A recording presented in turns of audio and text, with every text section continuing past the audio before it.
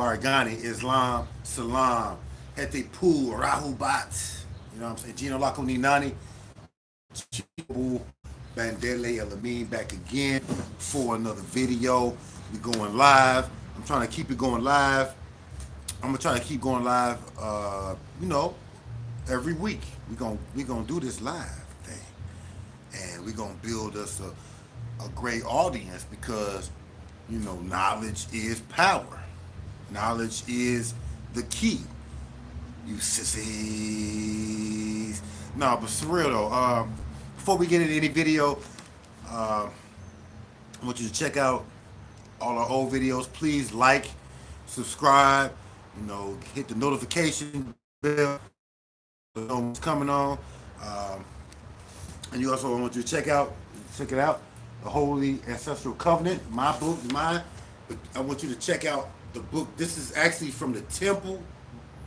This is our spiritual book from the temple. Okay, it is based off of ancestral, you hear me? Ancestral worship, ancestral acknowledgement. It's based on us recognizing our ancestors, okay? So that's what it's about. So, you know, check it out. You can find this on Amazon. All right? So, peep it out. All right, so, let me take a sip. I say for the ancestors in the building. All right? The ancestors are in the building.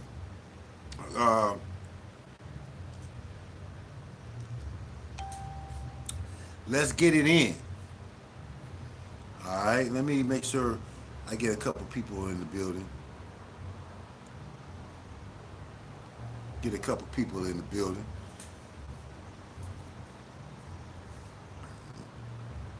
You know.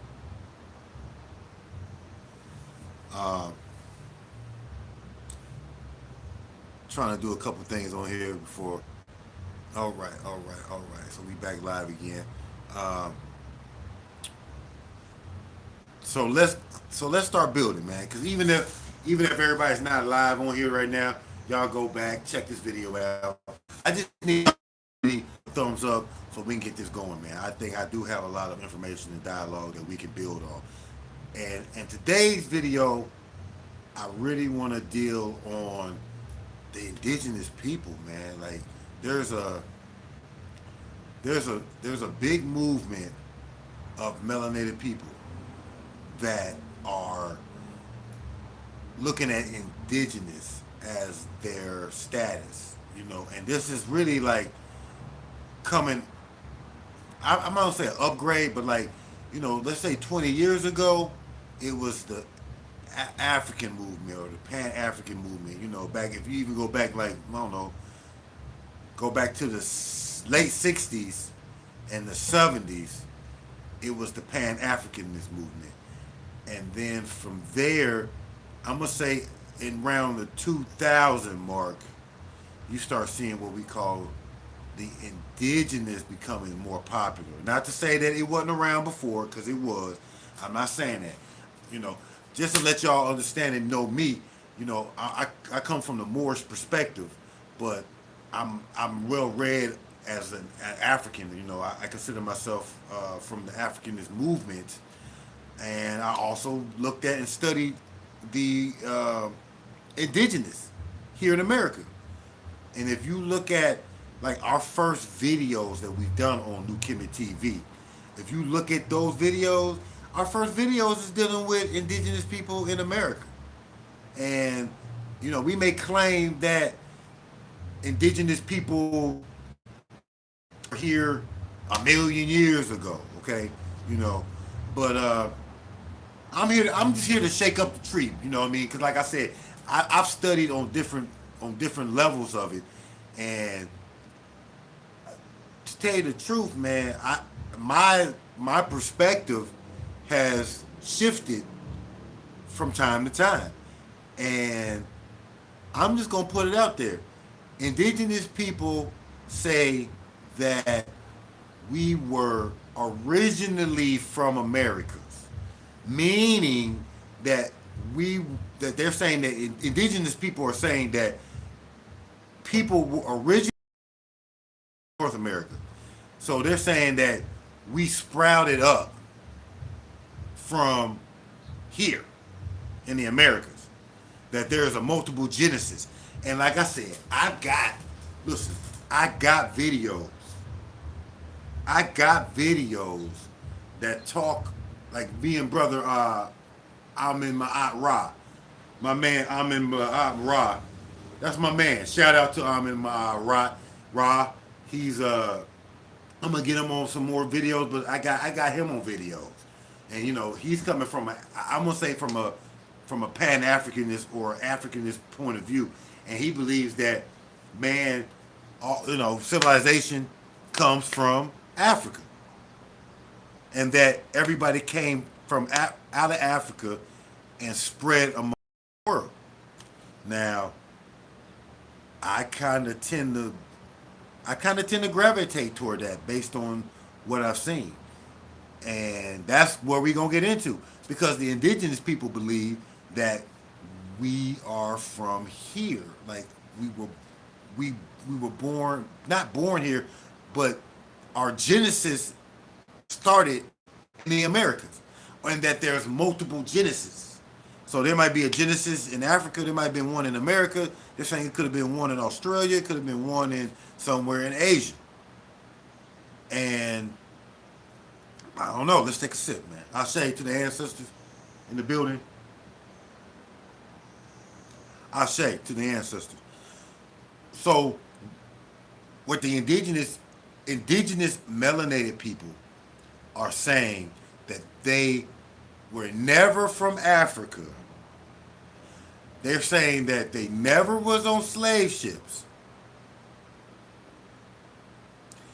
And they're saying that the slaves were not African. And I know some people personally that believe that they don't have any ancestors from Africa. I know people personally that believe that they are from the Americas, that all their ancestors come from America.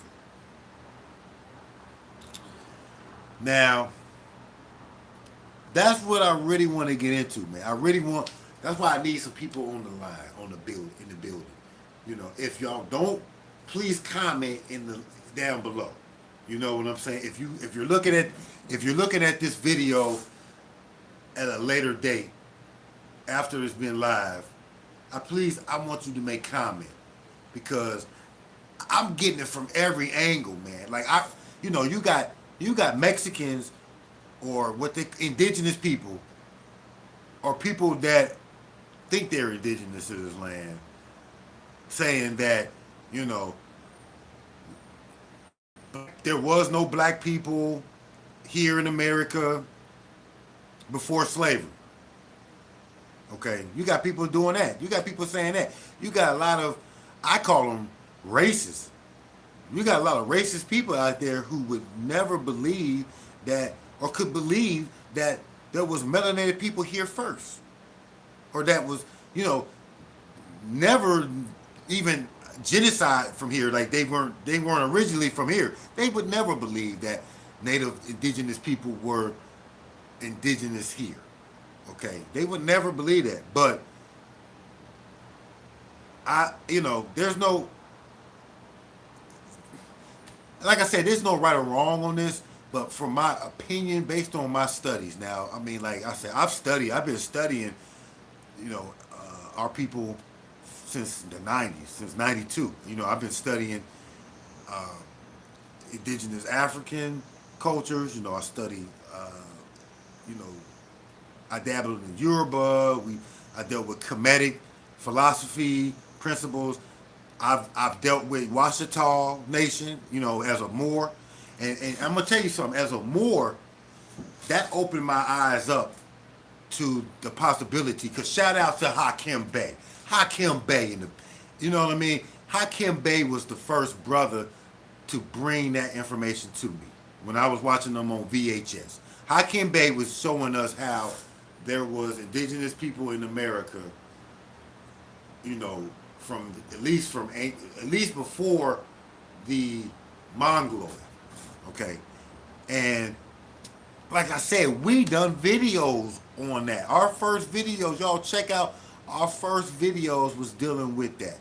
But now I'm gonna tell you something. A lot of feedback. We got a lot of feedback about those videos. Okay, because we was making that the original man was here in America first, and we were saying that you know that indigenous people were here in the time of Pangea. Okay, so you know how long? When was Pangea, man? Like Pangea is millions of years ago.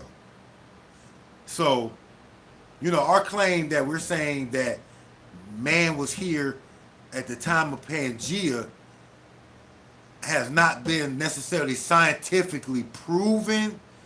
Okay, now like I said, we not against the timeline of man being off, but I mean we talking about millions of years ago, and we saying that man was around then in the same form of capacity that we in today. Now, I just studied a little bit on the different species of man, and one of the things they're saying is that Homo sapiens sapien, wasn't around a million years ago. Okay, we not we don't have, I guess, the scientific proof to say that Homo sapien man was around then. Okay, so hold on, y'all. I thought I heard something.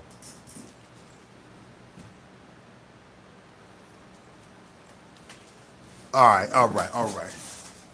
Chematology states that Pangea was 15,000 years ago, and there was a great flood in the Bible. Now, now that's new. Now, I mean, like, okay, let's say on the basis of that, if it was 15,000 years ago that Pangea started, then yeah, I mean, of course, all kind of Africans, who was really a dominant species 15,000 years ago. I mean, it would have been what we call African melanated people would have been the dominant species, and it would fit in the timeline of Homo sapiens sapiens being. They say Homo sapiens sapiens been around 500,000 years. Okay, so in that case, yeah, you know, but from what from what they're saying as scientists, they're saying Pangea was a million years ago. And my thing is this: when we find man, when we find man a million, 2, 3 million years ago, like if we look at Lucy, now I know Lucy is a million years old. Now maybe somebody in the chat in the room can give me a timeline on exactly how old Lucy is if they look it up. But I know Lucy's a million years old, and when we look at Lucy, Lucy does not look like us. Okay, Lucy does not look like us. Lucy is kind of looking like a primate. Okay, and so we get into this whole thing about evolution, and we know Darwin is flawed. It ain't all the way wrong, but it's definitely really flawed, and we know that it's flawed partially due to racism. It was used to make man be, Europeans be the dominant thinker. But nonetheless, when we do look at timelines, we do see that, a million years ago or so many thousand years ago that we find skulls with different structured skulls. So we looking at if you see Cro-Magnon man, or if you see Neanderthal, the Denison man. There are several different species of man that has been found throughout archaeological remains. Okay, so based on the scientific facts, and when we looking at how they got it based on scientists, if we say that the Pangea or whatever man was a million years ago, that there was a million years ago that we find humans over here in America a million years ago, or older, then I need to see the proof of that, okay? Because there is no necessary proof of man, for one, being around a million years ago to walk across in that capacity to create the civilization. I mean, to create the mound builders and the pyramid structures that's over here in North America. They're not showing me that. Hey, now okay, the Smithsonian vote may be a key into this. I can't say that it is not. There may be information in the Smithsonian, okay, and that's true. But I'm looking. So my thing is this though. When I look at Africa, the theory from Africa, out of Africa theory, okay, to me, it makes sense. And the reason why I say that is because, like, when I look at, I can't remember this PBS special, man, but there was a special on either PBS or whatnot. I can't remember exactly, but they did a DNA test. They were in New York City, and they were at one of the fairs in New York City. So there was an array of different ethnicities there. Okay, so they took DNA sample from a Chinese woman. They took a sample from Puerto Rican. They took a sample from what you call so-called black or whatever here in America. They took a sample of a European or an American Anglo-Saxon or whatnot. They took it for different several places, and they were able to show when that DNA came out of Africa. They were able to show, like, within the past hundreds of thousands of years, where they came out, where they might have even split off and went somewhere else. Okay? They were able to show that through DNA. And, the fact that when I seen that, and a lot of people say, oh, that's a conspiracy. I keep it real with you. I don't think so-called white people want to be from Africa. Based on the New World Order or whatnot. You know what I'm saying? Like, I don't think that Albions or so-called white people would be happy would be saying that they are from Africa. So I don't like, for me, the conspiracy of hide it from us and this and that. It's like scientists are saying that they was black, they was melanated, and they came out of Africa. And they said that there was two groups of people. One group stayed in Africa and never left. Then there was a second group that actually did leave Africa, and those were the ones that populated the different areas. Now, my whole argument is not against the indigenous people to say that there was not melanated people here first. I believe that the first people in were melanated. Okay? They were melanated people. Because for this purpose, if you look at Hidden Colors or what's my brother's name that does the video? Look at Hidden Colors or any of those type of things. Right. I don't think Albions existed a few hundred years ago. I don't think Albions did either. I mean, like, when we talk about Albions, though, like what we know today, I don't think they existed. There was no Homo sapien that was an Albion. I do believe that. But I do believe that there were, like, Homo sapiens that came out of Africa and intermingled or mixed with Neanderthal. Because now, from what I've seen on the DNA, they say that 90% of the Europeans and Asians have Neanderthal DNA in them. And they said that Africans don't have any Neanderthal DNA in them. So, who is a Neanderthal? Now they might be older, but who is a Neanderthal?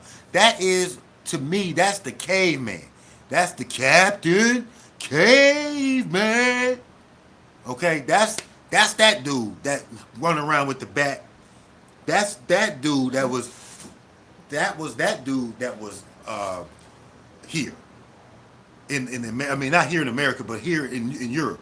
Those are the cavemen, the Neanderthal.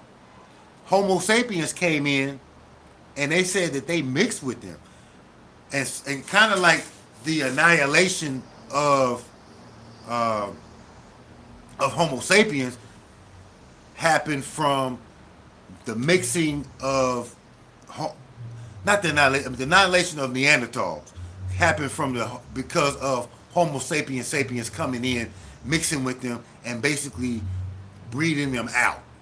And they say that Homo sapiens realized that their need for the DNA from Neanderthals was because the Ice Age, the Flintstone, hey man, like Barney, like dead ass, like Barney. But I feel like Barney and Fred and all them Fred were Neanderthals at some point. And from what they're saying, that the Homo sapiens came in and mixed with them and basically weeded them out. Okay, so my thing is this: I just want to see people bring some evidence or information that would be not just evidence, but actual like some concrete receipts on indigenous people being here, from here, that the original black man was from the Americas first. You know, because I mean, the indigenous community basically is saying that, hey, there's no African nothing, that there was no African ships at all, that man couldn't survive from Africa to Americas on a ship. They're saying it's too cold, the water is too cold for them to make it here. That the slaves were from here, and like I said, I'm not against like learning different history or whatnot, because that is, I think, a key for us to. I think that's a key is to learn. You know what I'm saying? So it is important, but a lot of it's not connected, even from a scientific perspective. It's, to me, it's not connecting that indigenous people here were the sole slaves. It's not connecting to me that no Africans were brought from Africa here. You know, like they're asking for, can we see the slave ships that brought us? Okay. And I ain't gonna lie, man. I get it. That's a good point. Where are the African ships? Where are the African slave ships? But I also am asking then, where is any of those ships? Like Plymouth Rock. I mean, not Plymouth Rock, but where's the ships? The three ships. America by John. Okay. Circa 1666. Okay. I'm gonna definitely have to check that out. You know what I'm saying? But like I'm saying, where are, they're saying where are the ships? But I'm like, where are any of those wooden ships? Where are hardly any of the wooden ships that sailed back and forth to America? Period. Where are the ships that were just bringing regular merchandise? Where are the American ships that sailed over and taking different merchandise over to Europe? Where are any of those wooden ships coming from? I don't, like, that's what I'm saying. Like, you won't find hardly any wooden ships of any sort, not less alone slave ships, from any time period. I mean, they're wooden. They're wooden. I mean, they didn't make it. They were, you know what I'm saying? I don't think that it's fair to say where the slave ships. Because then you gotta say, where are any of the ships? My other thing is this: how come slaves couldn't be brought over from Africa but they did bring other cattle. They brought cattle. They brought cows. They brought horses over here. I mean, if you understand, like history say, there wasn't any horses really over here in America until the Europeans brought them. Okay, so I'm saying like, you got to understand this. I'm not trying to give credit to Europeans for anything more or less than what they did. Okay, but for us to say that they were too primitive to bring Africans from over here, from Africa to America. If you're saying that they were too primitive, okay, Galleys were giant rowboats. Okay, now that's different. I mean, if they was rowboat, I'm gonna tell you something.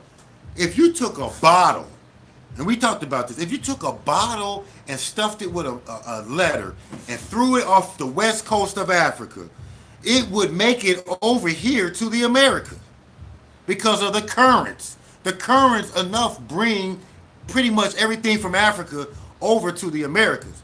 I mean, I ain't giving the European no credit, but it wouldn't be hard for them to be able just to coast over here in a boat. The fact that the technology that they had came from China and came from North Africa. I mean, being a Moor, I had to learn about the Moors in Spain. And there was Muslims and melanated Moors, what we call African Moors, that were in Spain. There was a college or institution of Salamanca, okay, where everybody went to. Because at the time that the Moors ruled Spain, the Europeans were in a dark age. And if it wasn't for the Moors in Spain, the Europeans would not have gotten out the dark age so soon. So it is a known fact that the Europeans had to have gotten their technology, their renaissance, their rebirth out of Moors. The American Civil War were most river battles. They destroyed most ships. The wood we used to make them railroads probably. Now see, that's the point. A lot of ships were most of those ships were destroyed. And most of those ships wouldn't have been seaworthy. And what you gonna do with it? You're gonna destroy them. You're gonna destroy them. They weren't gonna be around. Okay? I mean, that's just my take. So like, you got brothers out here like Dane Calloway who's pushing a certain narrative. There's a lot of things I feel like Dane Calloway said that I'm not necessarily in agreement with. Like, Harriet Tubman being not who she said she was, or the fact that he tried, like there's a narrative that Dane Calloway say that at the late 1900s, that's when the Europeans, like Rothschilds and them, started to try to push a different narrative that we was all from Africa. Okay? But now my thing is this. The oldest church in America, the oldest black church, the AME, it's called the AME. Richard Allen. Richard Allen called it the African Methodist. Okay? The African. He didn't say native. He didn't say indigenous. Back in the 1700s, he said that it was African. Okay? There were a lot of people back then that connected themselves to Africa in the 1700s. So this whole notion of the 1900s, the Europeans started putting together this notion of, we're going to make them back to Africa. It's not true. It's not the first notion. Okay? Like, for example, this is another misinterpretation. We talk about John Hanson.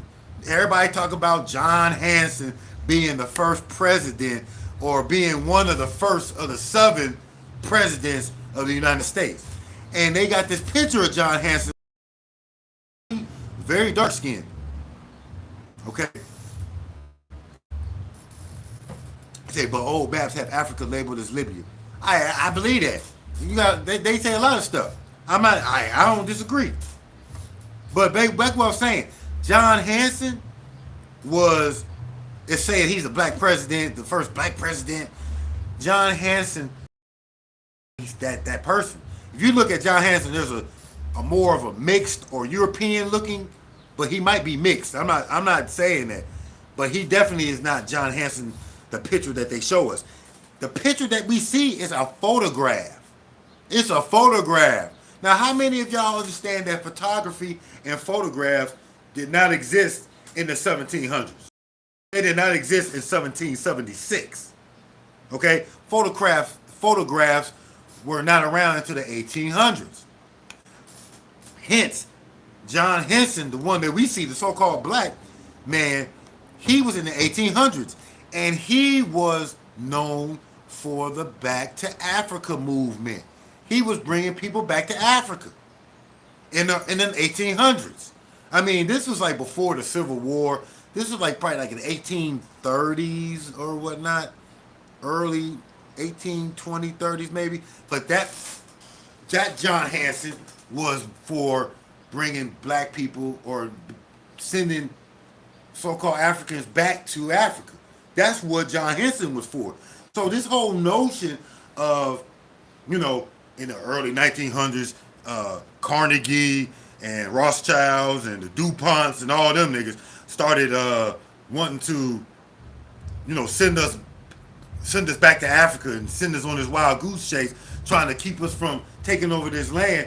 That's, to me, not quite the case. Now, like I said, Africans were the first here, but they didn't start here. That's my whole premise against the indigenous community. Is that indigenous people, of John Hanson. Y'all look up John Hanson, man. Like they always, like I learned this early in the 2000s. Like, oh, John Hanson was the first black. But like I said, as I began to study, I learned that wasn't the same John Hanson that they was showing us. There is an Albion looking John Hanson that existed in the 1700s that was on the one of the presidents of the United States before it became the United States, when it was under the Articles of Incorporation. When under the Articles of Incorporation, there was a John Hanson as the Southern president, but he wasn't dark skinned like me. He wasn't the first black president. Okay, and I mean, go look it up. Just go check it out. I mean, it's there. It's plain. But our people necessarily don't always want to study something and look. They want to roll with it. It sounds good for us to say that we are the first, that we were originally from America, that we sprouted up out of America. It sounds good. Okay, but I just don't believe it. Now, like I said, Africans came over here first. Okay, the dark-skinned melanated people came to America first. Now, why do I say that? I say that because if you Polynesians, you look at the Malaysian, you look at Fuji, you look at all these different areas. They say George Washington and King George was the same person. I mean, now, they say that, man, but I mean, that's what I'm saying. Like, we got a lot of pseudo history going on, and I'm not saying, like, I understand that Masons wrote the history. Okay, so you gotta look in it and you gotta dig deeper into what's going on. That what we learned in school is not straight facts. Okay, a lot of stuff that contradict, what we learned in history. But when we talk about like King George and George Washington being the same person, I mean, we gotta validate that. Or when we saying that that Benjamin Banneker and who's the founder of the order, the Black Order, Prince Hall, are the same person. You know what I'm saying? I'm saying that they're where they same based on my research. Okay, I mean like I said, I'm not knocking none of that, but it's like it's just hard to say that King George and George Washington are the same person. Okay, or like saying King James was a straight up black man. They say that too. They say King James was black. So all these theories of history are out there.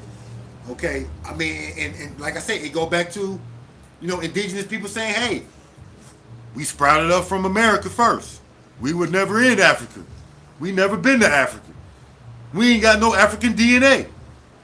But now we gonna get into the DNA thing because I do believe, and I got a brother Jamil. I know you up on this because you do this all day.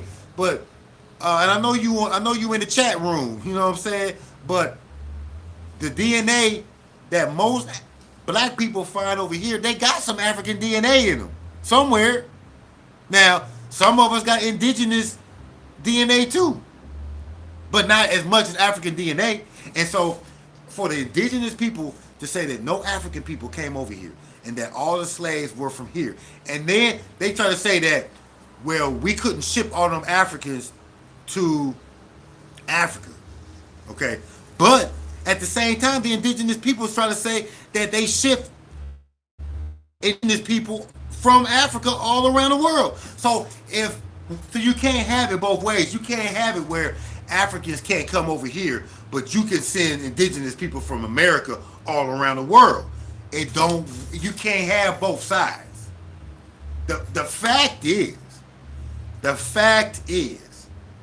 that dark-skinned, melanated people from around the globe was exploited and put into slavery by Europeans.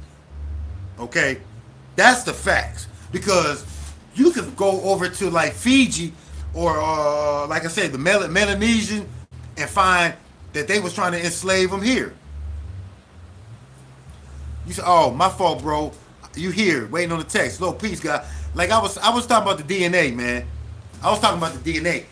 A lot of people want to try to say the DNA is fake. Okay, but the DNA is DNA. Like I bet you the same DNA that gets you off on the Maury Povich show from that baby mama is cool. But then you try to use DNA and try to link it back to different ethnicities or areas. They try to say, oh, well, that don't work. That don't work. You know what I mean? And I'm not that the DNA is 100% accurate or that there's certain gene pools that is more heavy in it than others. I'm not saying that either. But to totally denounce the DNA system of science, that ain't cool. That ain't gonna work. It ain't gonna work. I'm not going for it. I'm not going for indigenous people. And like I said, I'm not against my indigenous people. Because like I said, we were here first. If anybody can claim America, it should be dark-skinned people. Because we was here first. But we didn't sprout up from here. Okay? We didn't come out the soil and be like, we the first people, we here, we from here. I'm not gonna sit there and denounce my African heritage or denounce that Africans weren't brought over here for enslavement. Because think about this.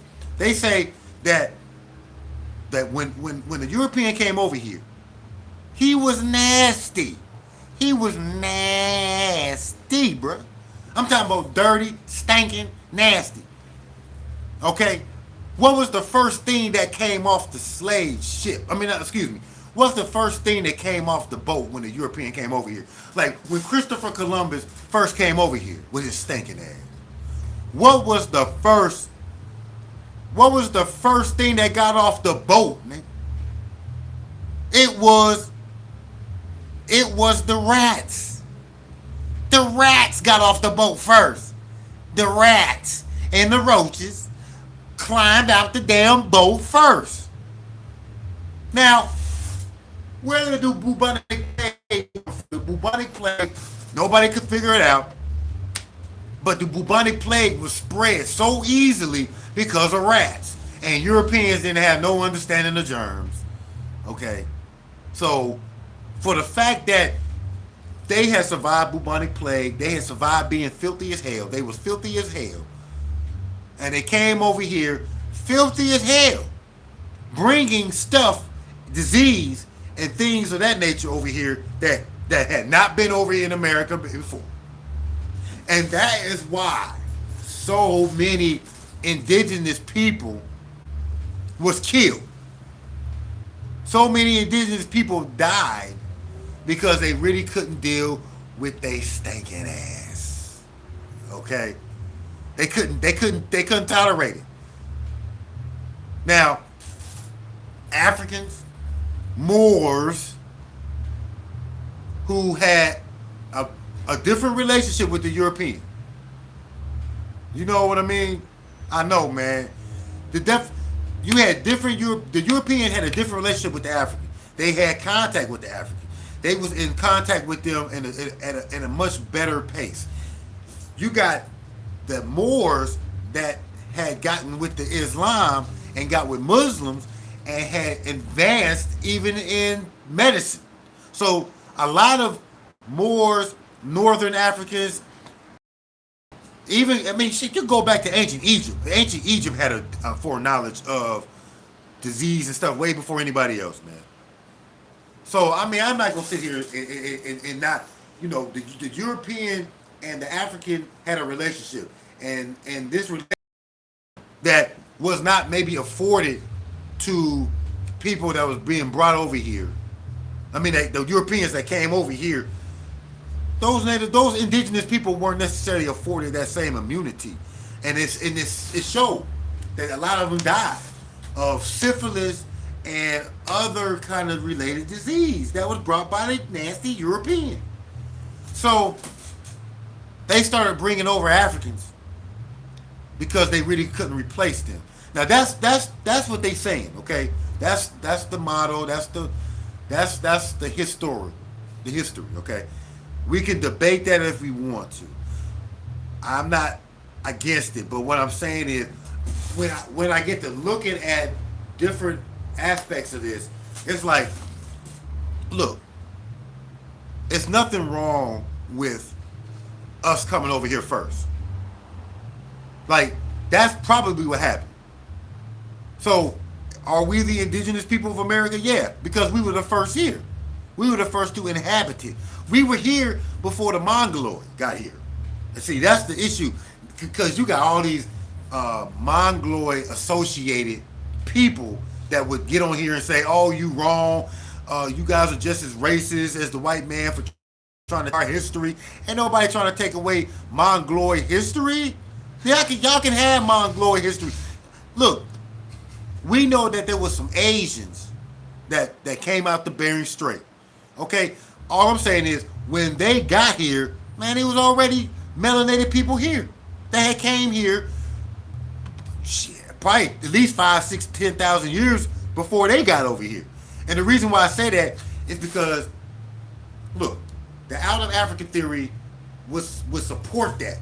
Because as African dark-skinned melanated people came out of Africa and started going toward China, going east, okay, they gonna go east. And we all understand the Ice Age, and we understand that we go through cycles on the planet. So there was a point in time when there was a lot of ice. When there's a lot of ice, that means there's less water. Less water means the water was more shallow. Man, there are islands that we don't see anymore because during the Ice Age, they were able to surface. Okay? Yeah, Mongoloid history is a short book, man. It is. It's a short book. But I'm saying, like, they came through the Bering Strait when other Africans was traveling across the land and then hopped on from island to island. There were so many islands that were afforded to them because of the water receding that they was able to hop across. So it's like, why is it okay that they find dark-skinned melanated people in Malaysia. They find dark-skinned people in Australia. You got the Aboriginal in Australia that is dark as you and me, okay? And they in Australia. So it's like, well, how are they getting to Australia? How is the European explaining them being in Australia? Man, yeah, exactly. I talked about the ocean currents. I mean, you got ocean currents going back and forth, so they was able to use those currents. But the fact that, like I said, they was able to take boats back from island. If you hop from island to island across the Pacific, you gonna reach California. You gonna reach Australia. You can reach Australia and then bounce back and then go to California. You can bounce and find Hawaii. You think that Hawaii islands were the only islands? I'm sure that because of the ice age, there was a lot more islands that was around there. Okay, that's because they had the Quran, the truth. I'm not. I mean, like we talking about brother. What's the brother? Shakat Azam. Um, I mean, like all I'm saying is this is pre-Islamic. This is pre any of that shit. This probably go back to like ancestral days, like when people just worship ancestors. But I mean, I'm talking about 20,000 years ago. If we could go back 20, 30, 40,000 years ago, that would supersede anybody. Well, yeah, I mean, they probably did have something called trigonometry. But I'm saying, like, just on the basis of if you Homo sapien, you got a brain. You come up with the ability to create a boat so that you could go fishing because you like, okay, I'm trying to eat. Okay, I'm trying to eat, so I'm going fishing. Or I'm traveling outside of Africa and I'm gonna go into Europe. I'm gonna go into Europe. I'm gonna go past Europe. I'm gonna go east into Asia Minor. I'm gonna go east and I'm gonna go into China. I'm gonna go east. I'm gonna go into Russia. I'm gonna go east and I'm gonna hit that Pacific Ocean. They could have been down in India. They could have been down in China. All I'm saying is that these melanated people wasn't necessarily gonna stop going just because there was water. They already was developing boats because they was fishers. They started fishing for fish. Exactly. Mansa Musa traveled to North America in the thousands. So I mean, like even when we jump into more modern, I call it more modern time, you got Africans that was doing that. Hell, you had Egyptians. You got Europeans showing how Egyptians could have sailed over here because of the current. So I mean, we talking about 5,000, 6,000 years ago, or no, I won't say that. Let's say 4,000 years ago, 3,000 years ago, the Egyptians could have been selling over here. You see what I'm saying? Yeah, the first university ever was in Timbuktu. You know what I mean? I mean, the whole thing is this. What I'm saying is, and they taught the Quran. And you're right. They did teach the Quran in that time frame. But I mean, I'm talking about like I said, we go back 20,000, 30, 40,000 years ago. Okay, when man was this is prehistory. This is prehistory. Okay, we talking about prehistory. You talking about Hindus were here too. Who were the Hindus, man? The Hindus were the Dravidian. They wasn't no Hindu. There wasn't no Hindus. We talking about back before even the black Dravidian. Okay? All I'm saying is that for these Albion pale Mexicans and all these other cats to come around here talking about we couldn't have got here, how the hell did we get in Australia? If you can make it to Australia as black indigenous people, you know what I'm saying, as melanated people, then how come those same people couldn't have made it as far as America? I mean, come on, Queen Khalifa or California is definitely shown as a dark skinned person. So debate to me as far as like we know as all of y'all on here and beyond, all of y'all know that dark skinned people were already in America first before the Mongoloid. Like my man said, the Mongoloids got a short history because they do. But I'm not gonna take and say that we were originally from here. Man came. Okay, people always had guidance from their creator. I believe that to be true, that we always had guidance from the higher sources. We had guidance from Mother Nature. Okay? I think that we understood nature in a different way than they do today. So based on the fact that they was in sync with the nature, based on the based on the fact that they were in tune with the stars, okay? What you say? I trace the Mexican schools to their founder, the son general who defeated the Mayan Aztecs. I trace my Mexican. Hey, that's true. Like like what I'm saying. Like the Mexicans, they want to cling on to a history, but I'm like, y'all mixed with y'all indigenous people, preferably dark skinned people, that was mixed with Spanish, and that's a Mexican today. It's like we know, like we should all be known. We should all know now that it was dark skinned melanated people that was here first. Period. Before the Mongols, we should know that, and that all of these people started mixing with the indigenous dark skinned people that were here first. They started mixing. The Mongoloids was first. The Mongoloids came here and they started mixing. They started going to war with the indigenous dark skinned people that were here. Okay? So, yeah, I believe that. My whole issue is with the indigenous community is that they crucify and try to dog out the fact that there was no Africans that was brought here. The only truth that hey man, you know what? That's for a whole nother debate. I mean, like, I'm not here to like really get against or for or against the Quran. You know, it does have its play its part. Maybe the Hindu scriptures were true. Maybe the Hindu scriptures were true for a people before it got corrupted too. I mean, like the look, man. I'm not I'm not trying to get into this religious stuff, but I mean, Hindu is corrupt. Like Hindu came out of the Dravidians. You know what I'm saying? Like Dravidian were here first. They were the Hindus. I mean, like Hindu is like Aryan. Like you got Aryans that came in and invaded India, and they the ones that created the caste system.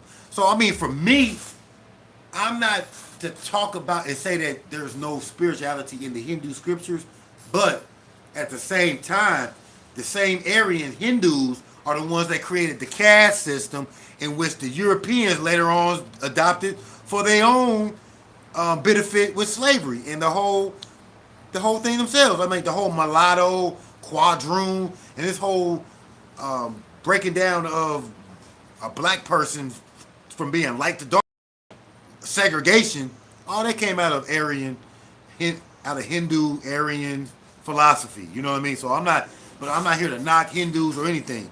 You know what I'm saying? Namaste. You know what I mean? Like I'm not here to do that. That's not my whole thing tonight. Like I said, the title for me was the indigenous community. They acted like they trying to flip the script where they trying to say that no Africans was brought here, that there was no African slaves. But yet there are, right, Indus Valley is pre-Aryan. Fact. The Indus Kush, they called it the Indus Kush Valley. The Indus Kush Valley is definitely pre-Aryan. Facts. Those people were Ethiopian. When Spain and Portugal took over Europe, they went and conquered the Mediterranean Sea, surrounding country. Yeah, I would agree with that. I would agree with that. I mean, that's part of it too. Like they said, hey, y'all got defeated. The Moors was defeated in 1492, 1491, the last whole. Yeah, Kush. That Kush, not that Kush that you smoke, but that Kush, Indus Kush Valley. But anyway, those Moors were defeated, you know what I'm saying? So yeah, I mean, the Moors gave in and started showing the Europeans all the spots, like all the hot spots around the world. They showed them the hot spots because they had already been there. Because we had already been here. We already been around the world. Moors was led by Islam and its guidance. I mean, that's partly true. That's partly true. Islam What's that, brother? Brother Yakub, Islam. Um, Moors were led by Islam in a sense.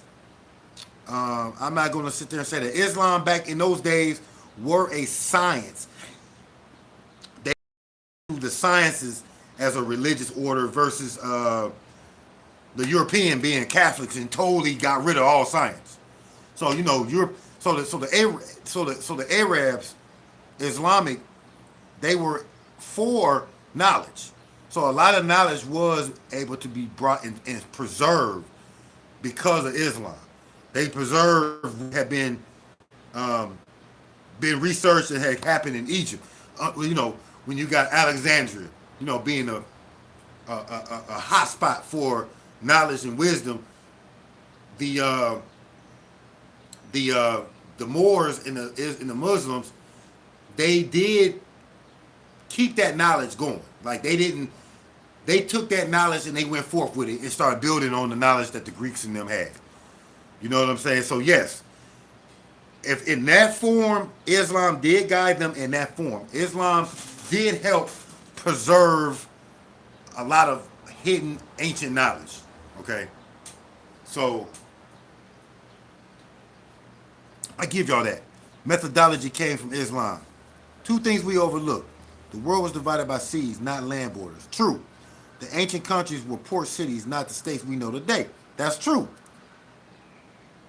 I mean, trade and commerce basically blew up because of the sea. Like being able to go across sea from here to China or from here to whatever was a very important part of like commerce and helping like to develop different cities around the world.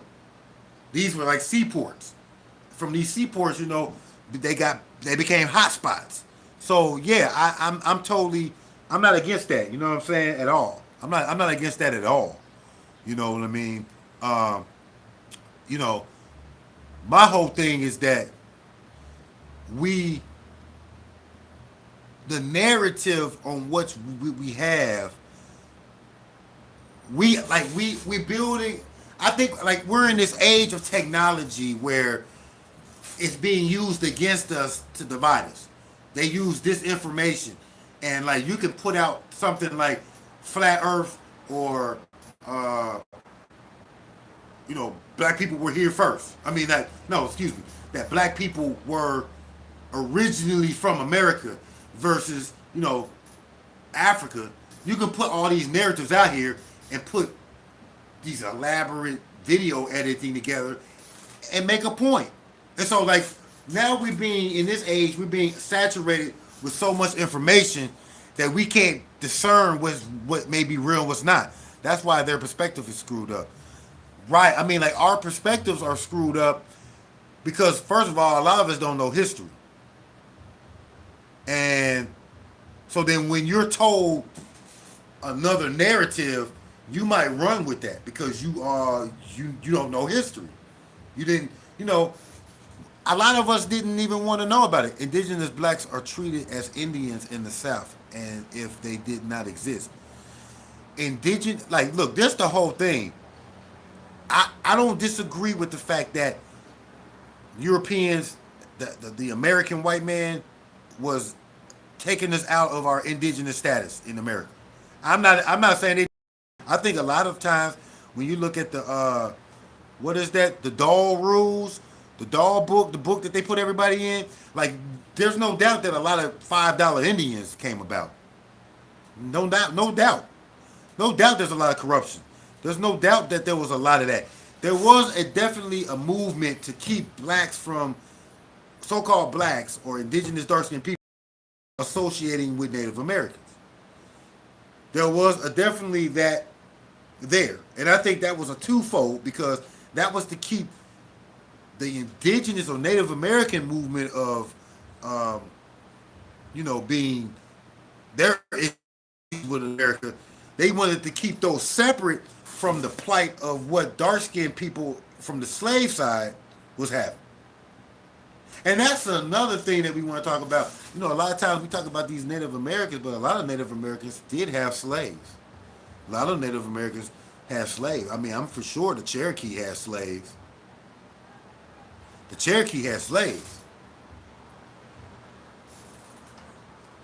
And, you know, that needs to be looked at and addressed too, because it was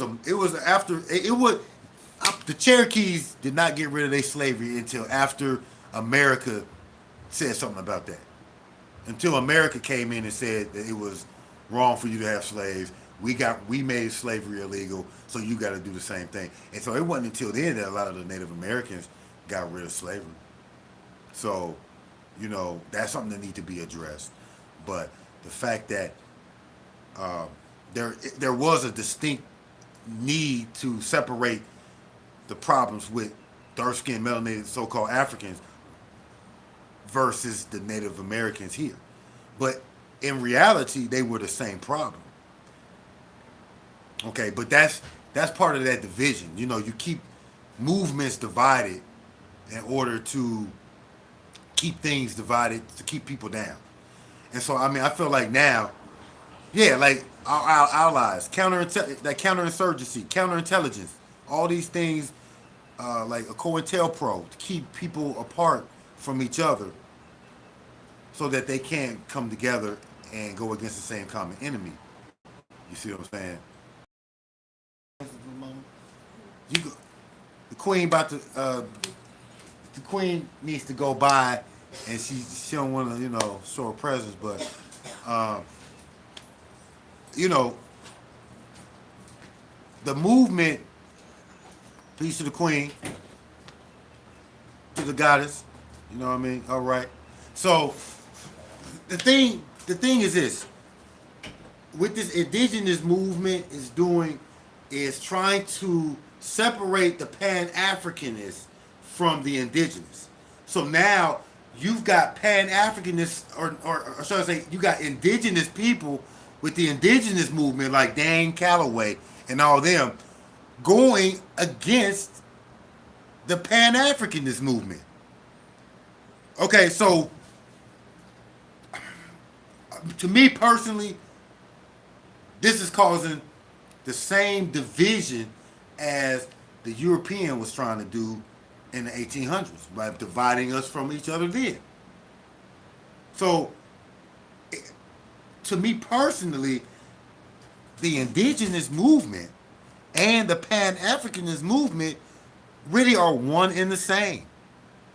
Because a Pan-African is saying that, hey, there are Africans all across the globe that are being oppressed by the same system. Okay? And that we all need to unify and come together against the system. What it's saying, that's what Pan-Africanism, that's what Kwame Ture and them was talking about. Now, I'm not saying that everything they said was 100% true, you know. I mean, like, you know, the terms black power, black, those terms are not necessarily the best terms to use, but the sentiment of what they're saying is valid.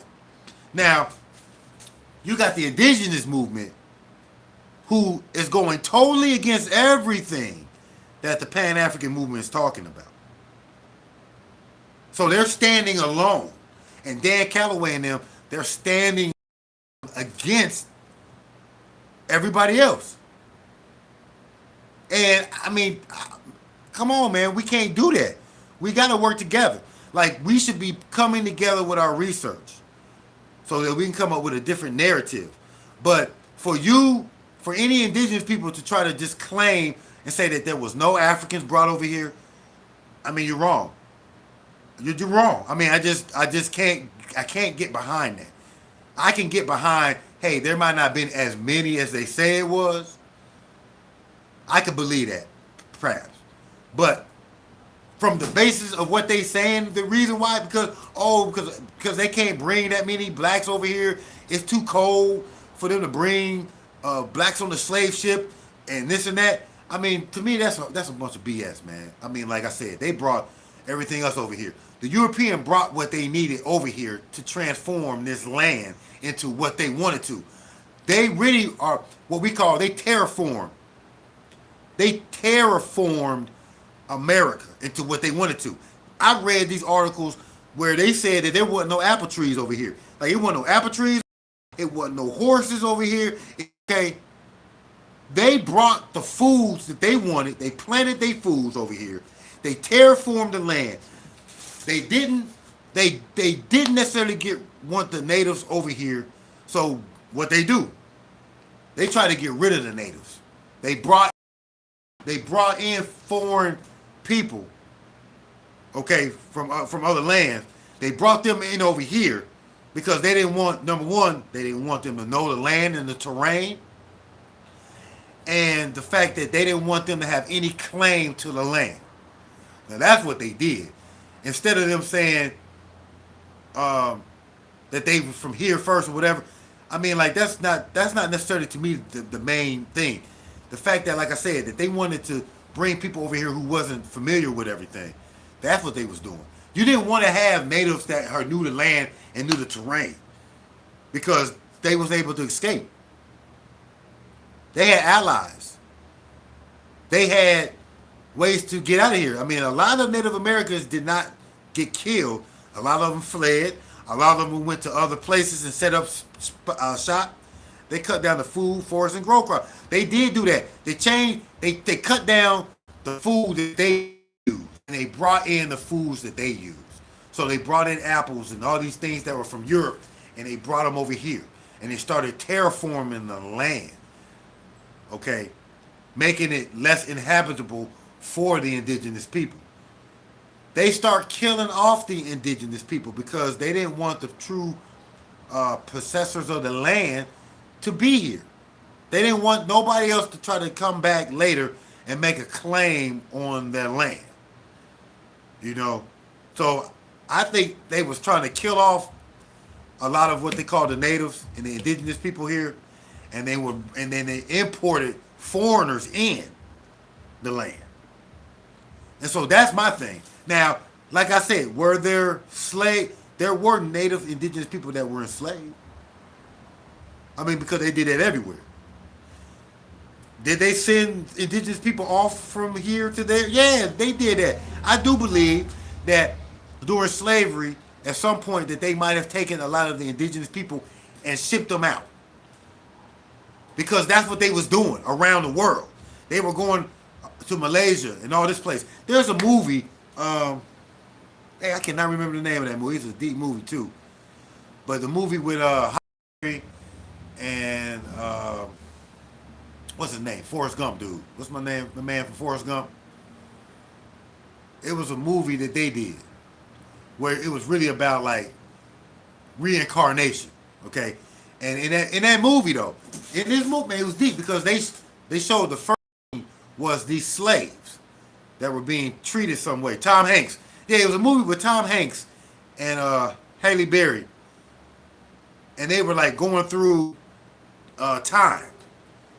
They were like being reincarnated, like they kept reincarnating in different times. So you got like, they would reincarnate starting off in like the 1800s. And then you see them later on. But in that scene, when they showed people from the 1800s, they showed slavery, right? And I thought it was slavery in America. But then like I look at, man, they were in Malaysia somewhere. They were like in some islands somewhere, enslaving the people. The people look very dark skinned. They showed these people dark skinned, like they looked like they were quote unquote African. But this was like somewhere in Malaysia or somewhere in the Pacific that they were doing this. And so what I'm saying is that when the European got hold of the knowledge from the Moors, when they got hold of that knowledge and they were shown all the places of the yes, thank you, Noble. Cloud Atlas, man. If y'all haven't seen Cloud Atlas, man, watch Cloud Atlas, okay? Because like I said, Cloud Atlas showed these scenes that from like 1800, where they show these people being enslaved. And it was one particular guy that was enslaved that actually helped save the life of another guy. Okay, so, but this guy was from the Pacific Islands. The Pacific Islands. Okay? So, yeah, the European was shipping people in and out from everywhere. They were shipping people out. They had a spot in Europe. They had a hot spot in the Americas. They had a hot spot in South Africa. I mean, you know how many South Africans was transported around from from South Africa to India, and from India on out? Like they was like Amazon. Them niggas was like Amazon of slavery. You understand what I'm saying? So it's like a whole mixture, a collage. So for us to say, oh no, we not from one place, we all mixed up. We from everywhere. You don't know where the hell you from. You don't know where your DNA has really landed. Okay? So for you to sit there and say there wasn't no Africans brought over here, or that there wasn't no 12 Africans, come on, man. I don't believe it. I don't believe it. I don't believe it. I'm not gonna sit there and not doubt. Like people will say, oh, the European, damn near, huh? All right. For people to sit there and say the European didn't have the technology of this, man, the European had the technology. The European had the technology. And they had money in their eyes. They had dollar signs in their eyes. They was back on top. They had the backing of the Pope. So they had money and backing from the Pope. The Jews was funding the missions around the world. The Jews were the bankers of the world. They still the bankers of the world today. Okay, the bankers was lending the money to the Europeans to fund their missions of slavery around the world. Because what did the Pope say? The Pope said that anybody that was a heathen slave. That's what the Pope said. That was the edict. Okay? Black and will always have sophisticated leadership. No doubt, SK. You feel me? So all I'm saying is that let's stop fighting, man. Like the indigenous community, if y'all really want to show that we came here first, we was here, if y'all want to show that we come from America, that we were from America first, you're going to have to prove it. You're going to have to show some bones. You're going to have to show some archaeology for me to back you behind that. Okay? And for you to sit there and for the indigenous people to say that there was no blacks, no Africans brought here through slavery, you're going to have to show me that there wasn't any. Dan Calloway and them got to show me there was not one drop of African brought over here. Okay? I mean, like fancy videos and all that is not going to get me convinced that we were here, that there was no Africans here. Okay? It's not going to show me. Like I seen the video with, and I'm going to get off here in a minute, y'all. But I seen the video with Dane Calloway where he was trying to show Jamestown and the first blacks, or I want to say indigenous, native, melanated. The first melanated Africa brought here in 1619 to Jamestown. He trying to say that, you know, there's no proof that they were African, this and that. Now look, the ships that were being brought over here, there was a lot of ships that were brought from South America up to North America. Okay.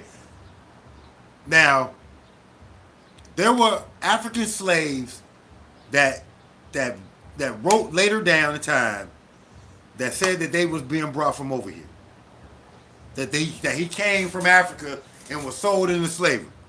There are documentation where they came on record. The Moors, now these were Moors. The Moors came on record and said that we are subject to the Moroccan king. Okay?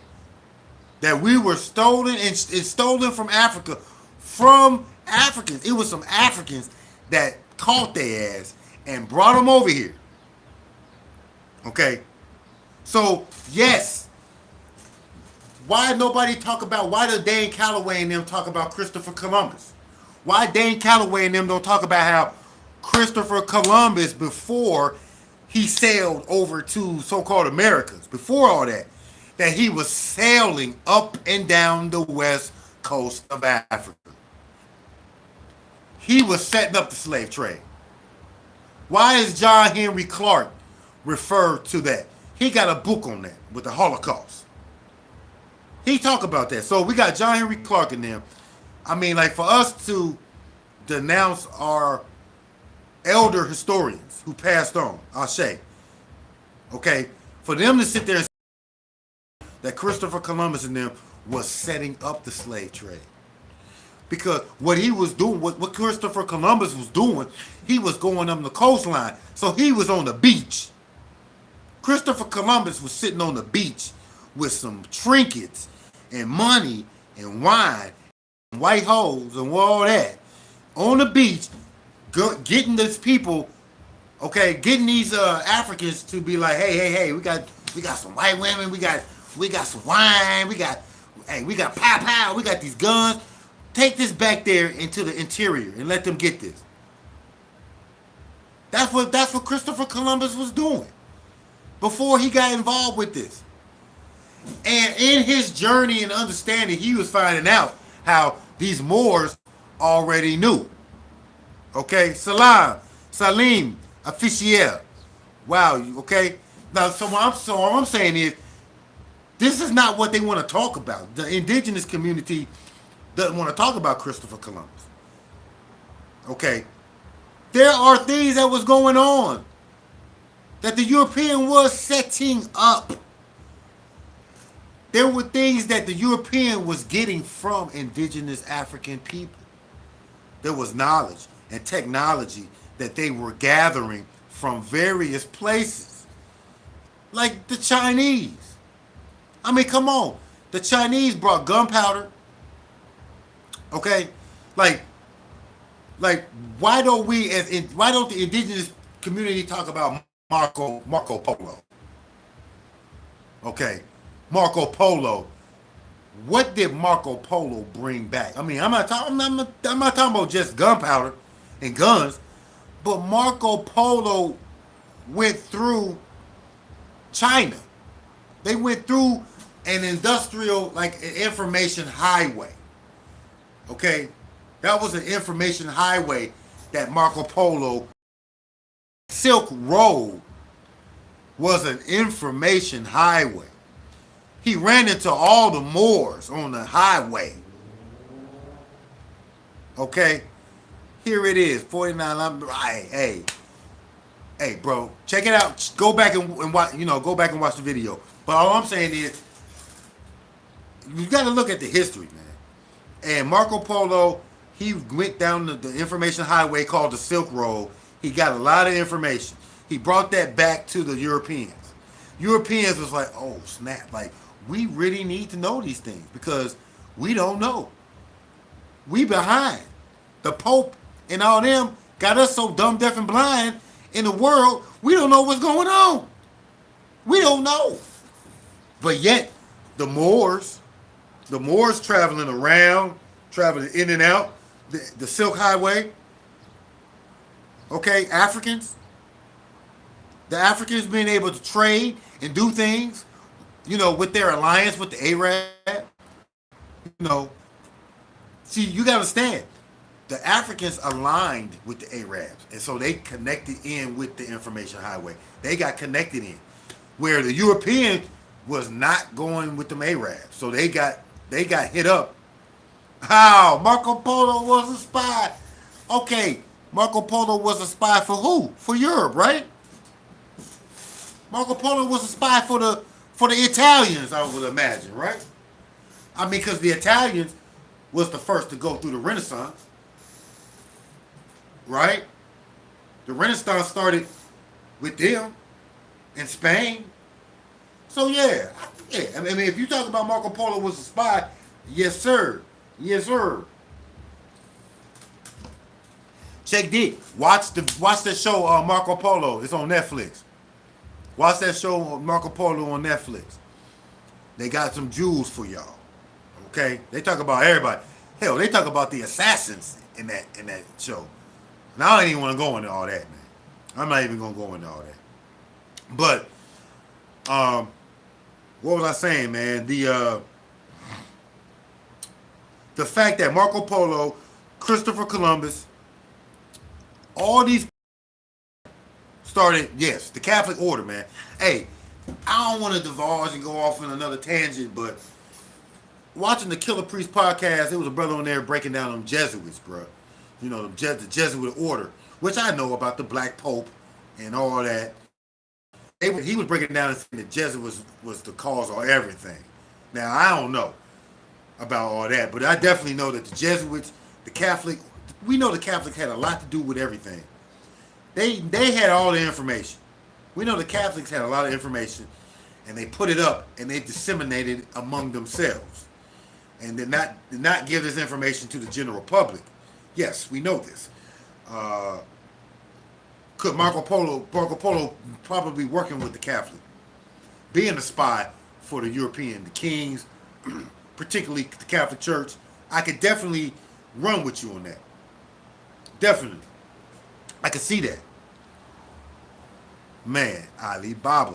Yes, sir. Oh, so you saying that Marco Polo was a spy for Alibaba?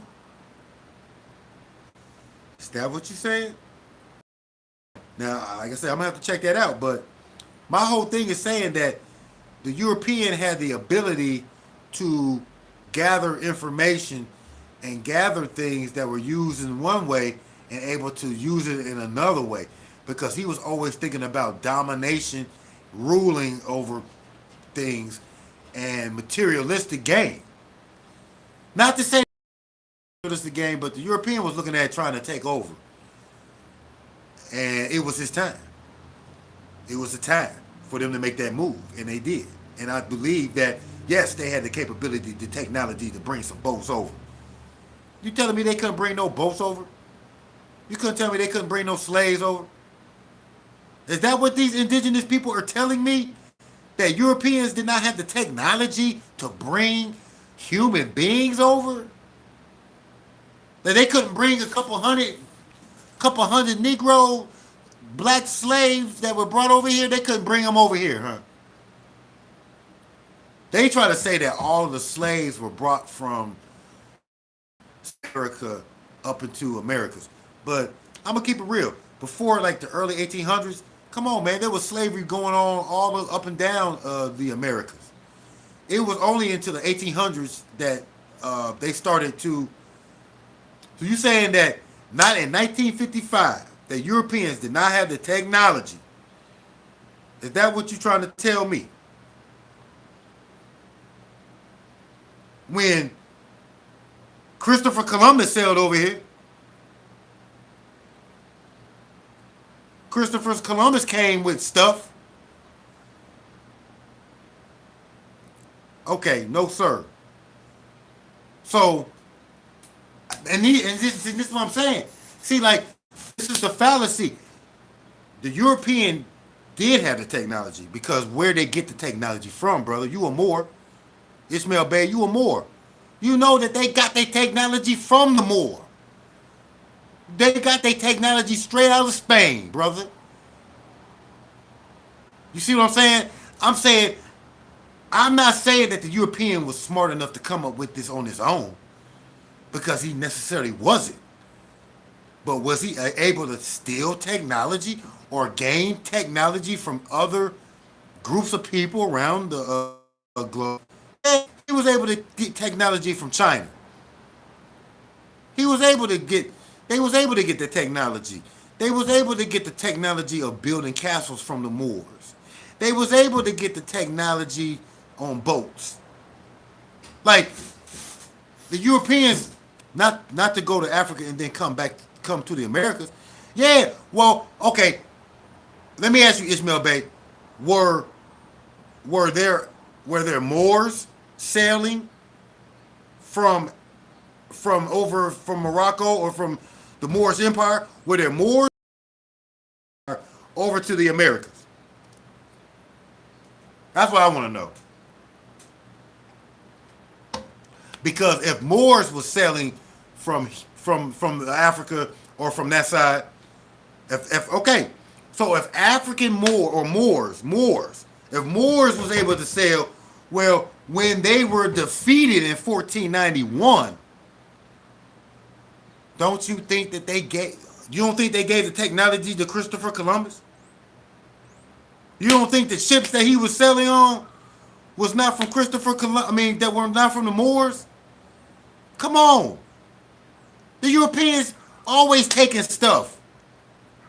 How do you think they got over here? They was able to take stuff, take technology, and use it for their advantage. And that's what they did. And that's what they was doing. It wouldn't be too hard for you to seize Moorish technology and ships after you done defeated them in Granada. You done defeated them in Granada. They didn't have fleet loads. I ain't saying, listen, I'm not saying, I don't know where they got, I don't know who said they had a fleet. Like, I never in my thoughts ever thought there was like 100 African ships selling at the same time. Nah, I ain't never thought that. Now, were there a few slave ships sailing back and forth? Yeah, there were several slave ships probably going back and forth, but I'm not saying it was like 10, 20, 30 slave ships sailing at the same time, going back and forth. Nah, I ain't saying that. Am I saying there was hundreds of millions of slaves brought over here? No, I ain't saying that either. I'm not saying that either. But you can't tell me they weren't bringing no ships with no niggas over here. Okay? Yeah, they probably was packing them. I ain't saying they wasn't packing them. But how many of them survived? I'm going to put it like this. If they packed a ship full of niggas, okay, we going to say that, and brought them over here, hell, if 50% of them survived, they made a profit off them. Okay? Yeah, they could have had cargo ship with prisoners on them. All I'm saying is, for us to say that there was no ships with brothers, melanated people over here, bringing them over in some form of capacity, we're mistaken. We're missing the point. We're missing the point. We're trying to say that we're trying to divide more. We're trying to create a bigger division amongst melanated people in America by off slight wording. We're trying to say, oh, there were no slaves. So like we want to say, oh, the indigenous people want to say, oh, there's no slaves over here that was from Africa. So that we can stand alone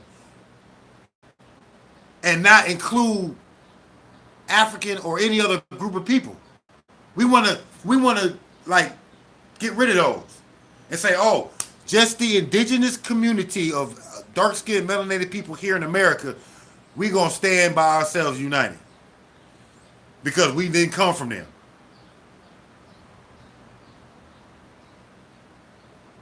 No, American continent discovered by us, Berberian origin people. Okay, all I'm saying is that I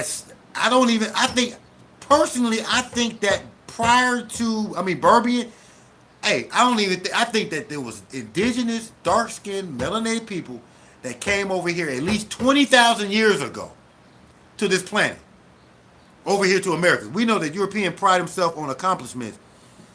With being said, where are the slave ships in many museums? Well, we already talked about that. Show me a whole bunch of ships, period. Show me ships from the 1500s, from the 1400s. Show me ships. Show me some ships, period. Show me a whole bunch of wooden, rotten ships that survived. You're going to find probably a plank or some wooden plank of a ship, but you're not going to find too many wooden ships. Where is the ships? Period. That's what I'm saying. Like, where are the commercial ships? Where are the commercial ships? Where is the Pinta and the Santa Maria? Where the Pinta? Where are them ships at? Where's the That's what I'm saying. Where's the Mayflower ship? Where's the ship that on Plymouth Rock? Where's the ship that Mansa Musa had? Where is any of them damn ships, man? That's what I'm saying. Like, where are any ship, period, from that time frame? How many ships do you really see or find? Period. From that time frame. None, hardly. Like that's very hardly, very few. Now, 1800s, late 18, yeah, I think you'll find some 1800 ships maybe. You know, they do find ships like that, but you're not gonna find those ships from the 1400s, 1500s. You're not gonna see them. You're not gonna find them. Period. So all that about finding slave ships, nah. But there are slave journals that talk about that they was brought over here. I mean, like, come on, man. Like, if Christopher Columbus and then was able to sail a ship over here, then they can bring some people too. So go talk that back to Africa to the Polynesians. Nah, the Polynesians necessarily are not gonna go back. I'm not, and like I said, like this is where the misconception come in. Ishmael Bay is a prime example of when if you're not talking the exact knowledge and language that they're speaking, then they just assume that you don't think that the indigenous people were black. And I didn't never say that. For the record, once again, the first people that came over here to the Americas were indigenous, dark-skinned, melanated people. Period. Okay? The first people that came here were dark-skinned, melanated people. And they came way before the Mongoloid. And sure the hell came before any Christopher Columbus or even them Vikings came over here. We can stand on that. I saying that the first people in the Americas are dark-skinned, melanated people. We can say that. Where we're having an argument or a breakdown is that indigenous people don't want to admit that there were any Africans brought over here. They want to say that none of them was brought over here, period. They want to try to say that the Europeans didn't have the technology, but yet Christopher Columbus and them was selling over here. Okay?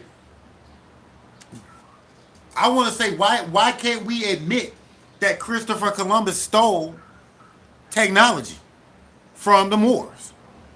Can we not say that? Can we not agree? Look, man, they got in West Africa, they got ports of point of no return. They got points where it say the point of no return. Okay? We got the Ashanti on record of as apologizing for slavery. We got people from Ghana, the Ghana government opened their doors to any black person that want to come back to Africa. Okay? So, I mean, we can say that,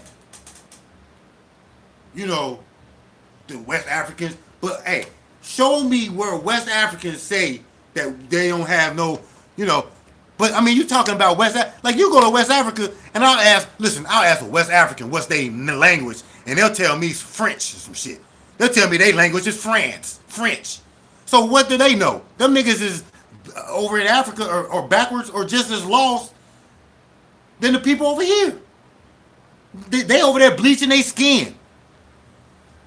You know what I'm saying? So I mean, like, they lost. They don't.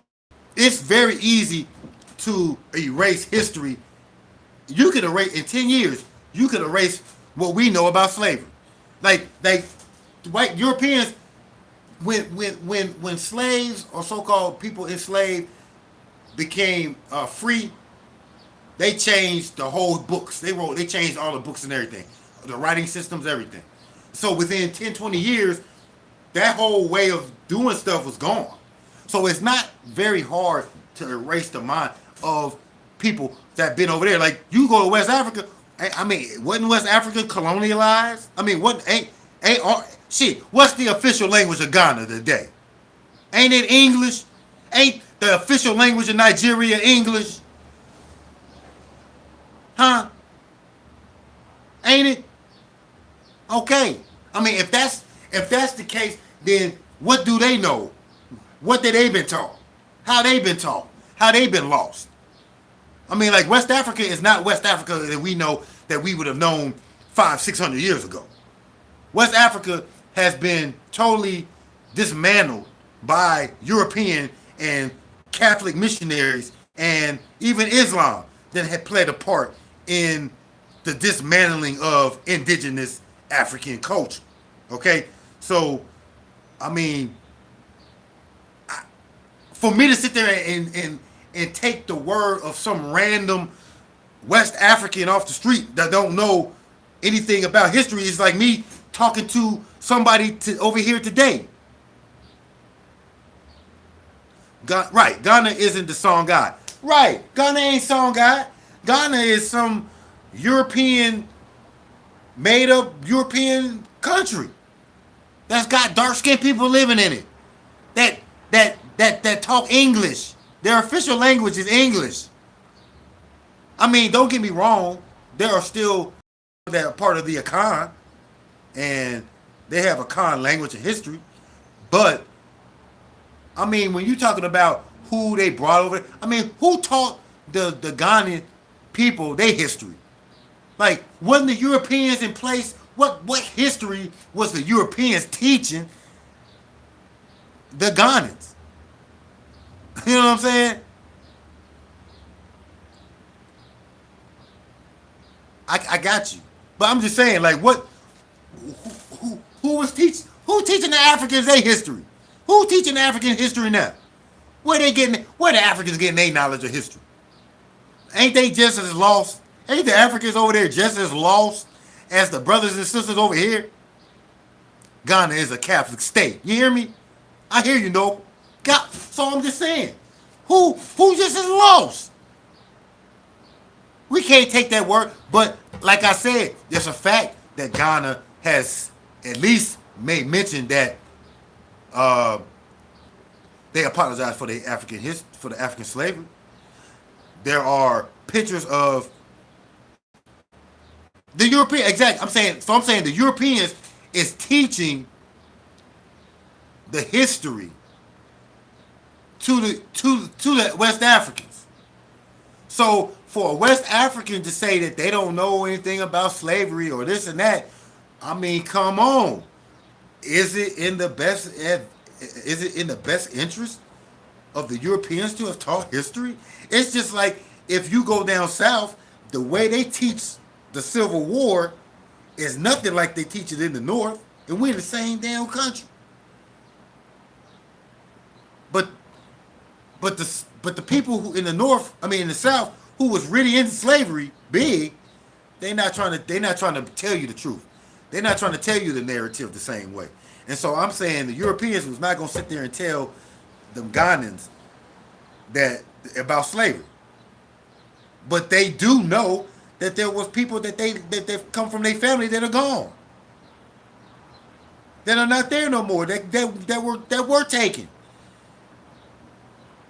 Because Europeans were taking Africans out of were they going into the interior? No, they weren't going in the interior.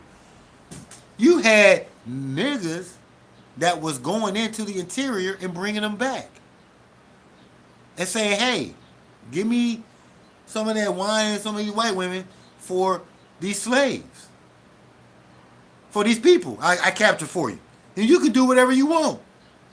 Now, like I said, man, we all know that there wasn't 100 million Africans brought from there to there. We know that. Okay, but for us to just totally negate that there was no African slaves brought here, I think we do an injustice to ourselves. Look and combine, like we need to look and combine both of them. We should test DNA, right? I mean, like they do test DNA. A lot of, like my man on here, 8.0, he done got his test on the DNA. You know what I'm saying? He done the DNA test, and he got a lot of African DNA. Hey, 8.0, do you have any indigenous DNA? Because I think that we should have indigenous DNA as well. You know what I mean? Like, I don't know how much 8.0. I don't know how much indigenous DNA you got. If you do, post it in the chat room for us. You know what I mean? I want them to know because, like I said, I'm not against that the indigenous people here in America was dark skinned and that these people have been disenfranchised. Okay, and I'm not saying they ain't been shipped out. I'm just saying that it's a combination of everything. Like we just ain't been taught the whole history as a whole. That there was some Africans that was being brought over here, Native Americans was being enslaved and shipped out to other places.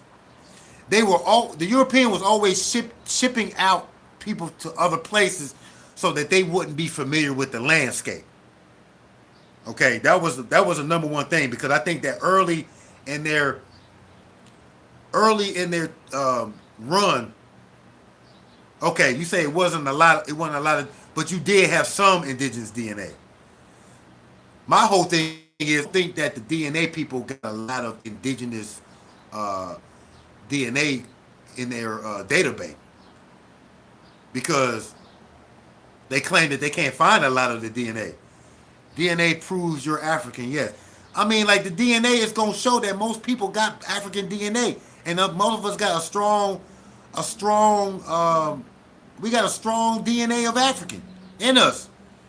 And a lot of the people who think that they might have had indigenous in them, they found that they might not have. I mean, because think about this, a lot of blacks that encountered indigenous people, some of them were slaves. Like the Cherokee and all them, they had slaves. We talked about that earlier. So you're going to have blacks that are dealing with the natives from that angle. So you'll be like, oh, yeah, my grandparents always talked about being on the tribe. Well, yeah, they were slaves on the tribe. Now, then you got, like, your people over in Florida. What's the Floridans, the Native Americans in Florida that fought against President Andrew Jackson? Damn, I can't think. What is the name of those Native American or those indigenous Indian tribe that they call in Florida? Because the Seminoles, before y'all got it, the Seminole Indians, the Seminoles was a group of different groups of people that came together. So you had a lot of indigenous people from Americas, and you had some Africans that had been brought over here that came together. That was the biggest threat to America, was that when the indigenous and the African slave got together, when they got together to fight against America, that was the biggest threat. So that's why, to me, that's why you see such a definite push for America to separate Africans and indigenous dark-skinned people. They wanted to separate them from each other. They wanted to take and classify light-skinned people in one way and dark-skinned people in another way. And that's something that the European been doing for hundreds of years. They've been doing that for hundreds of years. I mean, rebuild this. That's what we need to do. And that's what this will be today. When we talk about coming together as indigenous people, man, we need to respect that.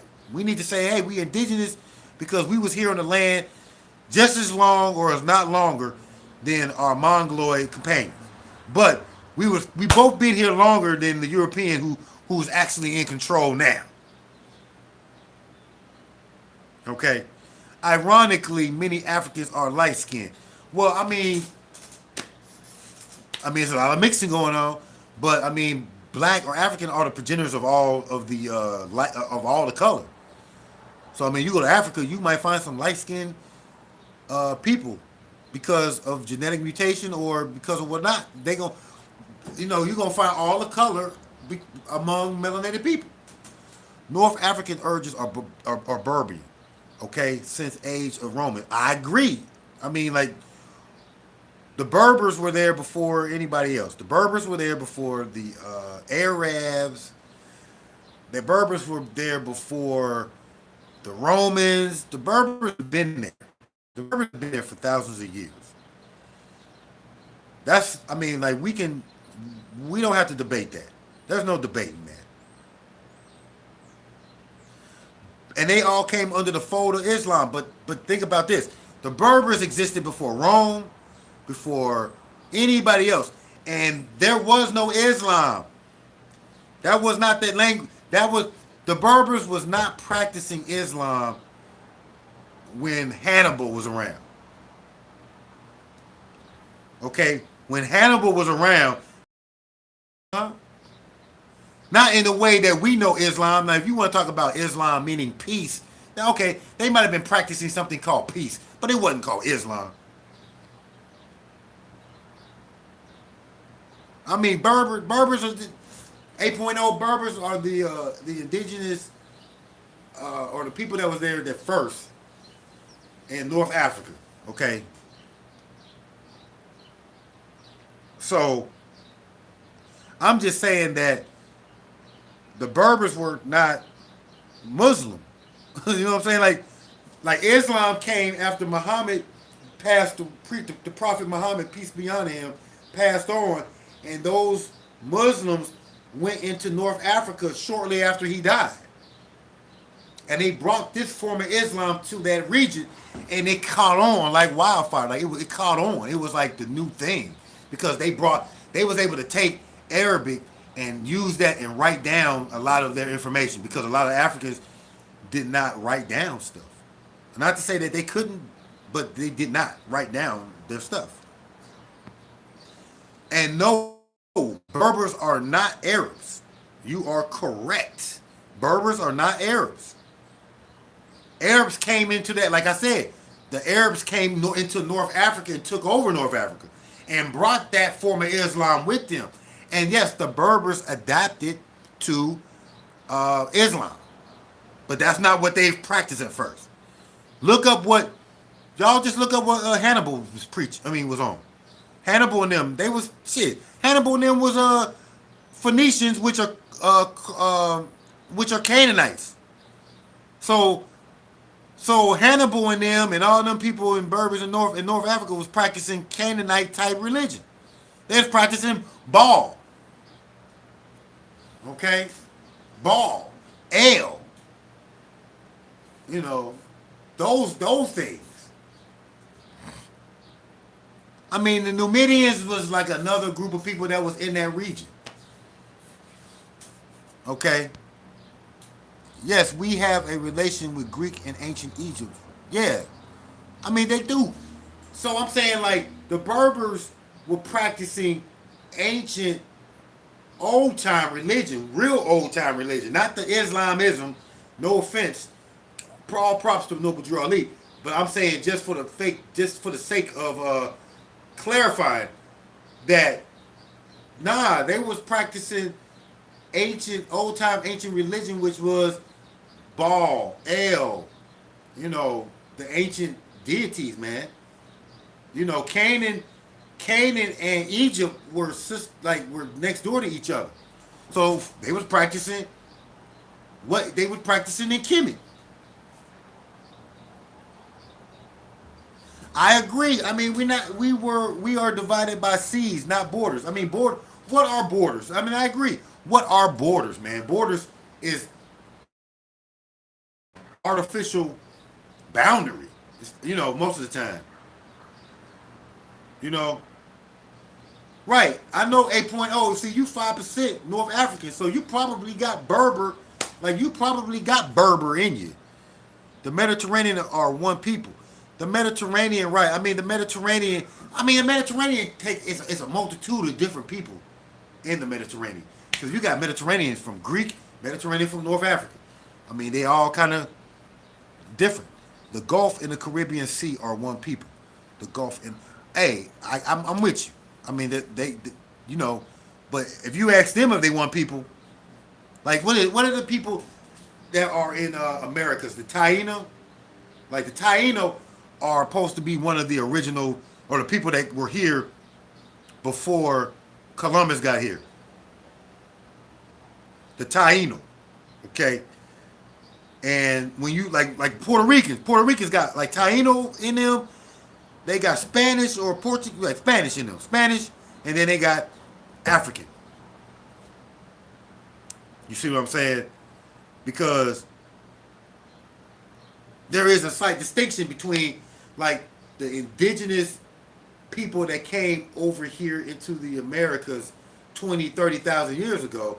There's a slight difference in how they developed once they got here versus how they might have developed in Africa or how they developed in Australia. Because if you look at this, the Australians have African features, but they definitely have different features than what you find phenotypically African because they developed on their own after some period of time. But at the same time, they still look dark skinned and all that.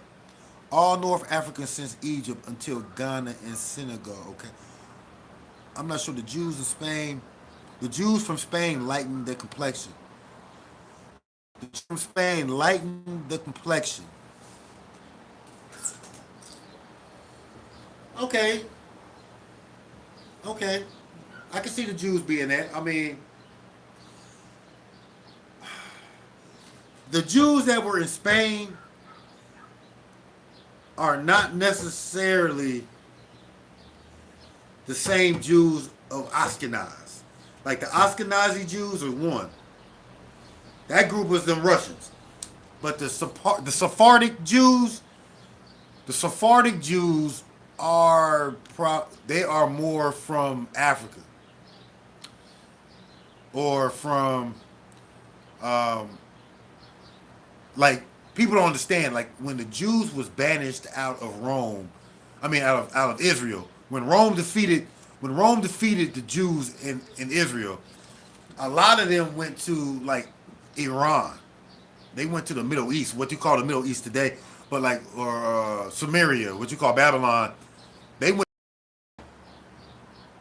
So when they left there, they went to Babylon, and then they left from Babylon and they went back into Europe. Those are more like the Sephardic Jews.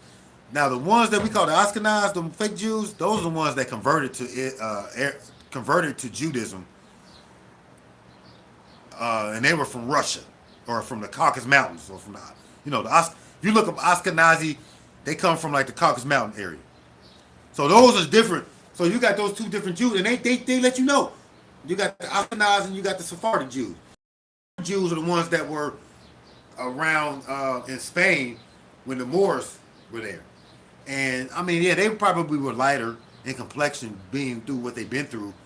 But they were not looking like these big hook nose looking Jews, these Spielberg and all them. Like Spielberg and Goldstein and all them is them Ashkenaz. Them is European converts. Islam played a big role in the Moor history. Yes, I can't deny it. I can't say they didn't. But I have to understand that the Berbers and the original Moors, they weren't necessarily Muslim. They weren't Muslim in originally. They converted to that stuff. They converted to that, man. So, man, I say to Tariq bin Ziyad, I say to that brother. Tariq is definitely one of our ancestors, I say. Okay? Most definitely. Okay? He was definitely a dark-skinned, melanated man. Okay. That converted to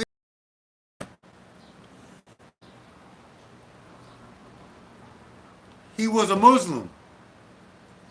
He had submitted himself to Allah. Yes. But we also know that, like I said, Islam is not our original religion. Islam was brought to us by others that had converted to Islam themselves. I mean, like the Arabs converted to Islam. You know what I'm saying? They had taken on Islam after being under,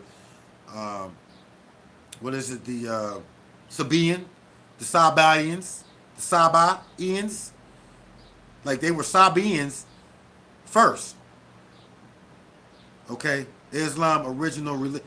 I mean, is Islam an original religion? I mean, it's an original. It is an original in the sense that it was created and it's original from other stuff, but it is not the original religion of the world. Yeah, the Sabaeans are pagan. They call pagan. You know what I'm saying? That's what I'm saying. See, I'm saying that the people were pagan at first. And I know the story of the prophet, peace be unto him, Muhammad, coming in and converting them and putting them to one God. So I get that. But as we begin to learn about gods and these monotheists, when we get to looking at all those gods, which is called pagan, weren't necessarily gods in that way. Like we understand, like when we look at Kemet, we don't look at all those digits. We don't look at Heru or Tahuti or Sebek or any of those. You know, we don't look at them as the God. You know, we look at them as attributes of God. And so I'm saying in the ancient world, they knew that. They understood that these were concepts. But as the world began to become monotheistic, you know, with Judaism coming and then Christianity pushing it so hard, Islam comes behind and they kind of pick up on the monotheistic storyline as well. But, you know, Allah was just one of the many gods. Allah was like the God, like Eloah. And I've done video, like I said, I've done videos. Like y'all go check the videos on Allah. Like I'm saying, I'm not disrespecting any like Allah, but you know, I'm not here to preach like any of the Western Abrahamic religion as being the foundation. You know, Islam is part of Abraham religion. The Abrahamic, you know, Judaism, Islam, Christianity, all Abrahamic religion. You know, so you know, if that's what you study, then that's what you study. But I'm not gonna be. I'm not the prognosticator saying that Islam is the only religion. Islam is the first religion. Islam is the only. I'm not here to do that. That's not what I'm here for. You know, truthfully, my ancestors is my thing. But I'm not here to disrespect everybody else. You know what I'm saying? Allah created a universe. I mean, it's one of the terms used for saying that. But Ola Damare, it's created a universe. You know, different places have different names for God. Allah is nothing but El Ola. You know, El, A-L-E-L, same pretext. So Allah, Eloah, you know, that's Hebrew for God. You know, I'm not here to, you know, to dispute Abrahamic philosophy. You know what I'm saying? Like those are Abrahamic philosophy. They come all out of Abrahamic philosophy. And, you know, that's what it is. You know? Islam, Christianity, Judaism, all equal Hinduism. I mean, you know, it is what it is. You know, the truth is that Islam is Abrahamic. You know, and 8.0, respect to Islam, Christianity, Judaism, respect to their true foundation of their structure of what they were supposed to be. You know, but like I said, the pretext tonight, shit, none of those religions existed when the melanated man got here. When the melanated man arrived in the Americas, none of those religions existed. Not even Egyptian science. Okay, and you see, I got the I represent. You know, I'm for pro. You know, Kemet or any of that. I'm not against Kemet or any of those things. But we have to be rational here. We have to look at things from a perspective of time. That 20,000 years ago there was no Islam. 20,000 years ago there was no Christianity. 20,000 years ago there was not a Jew to be known. 20,000 years ago we'd be pushing it to say there was Kemetic science. Now that's an argument. Now that's up for debate. You know what I mean? But nonetheless, I don't think that the people that came over here was practicing anything that we are looking at today, that we call today. None of those people that came over here as the first melanated people over here are looking at how we looking at it. Do I believe in Adam? Adam is part of Abrahamic religion. That is a term used in the Abrahamic stories. So it is in Islam, Christianity, and Judaism. You'll find Adam. Okay? Islam today is a small piece of ancient Islam. I mean, yeah, and Islam today is not Islam from ancient from time of 600 AD. You go back 600 AD, they weren't practicing what they practicing today, you know, or you know, hell, the Quran wasn't even written back by then. You know what I'm saying? A million years ago, there was no Quran, there was no Bible, there was no Vedas, there was no Torah. None of that stuff existed. The only thing that I could say that probably was around a million years ago was the stars in the sky, the sun up in the sky, those things. You know, we could argue that. We could argue that. It was written at the time of Muhammad, much like the Bible. Like, if you look at the Bible, there was a lot of books that was written at the time of the Bible. Okay? There was books that was written at least 50 years after Christianity was, formed by, what's the name? No, it's true. If you go back in 54 AD, probably like 50 years after Jesus left or was on the scene, a lot of the books of Paul were coming up. They were being written down. So at least shortly after. No, the Bible, you can't say who wrote the Bible because the Bible was written by several different books. The Bible is just a whole bunch of books that are put into one book. Okay, Paul wrote for the emperor.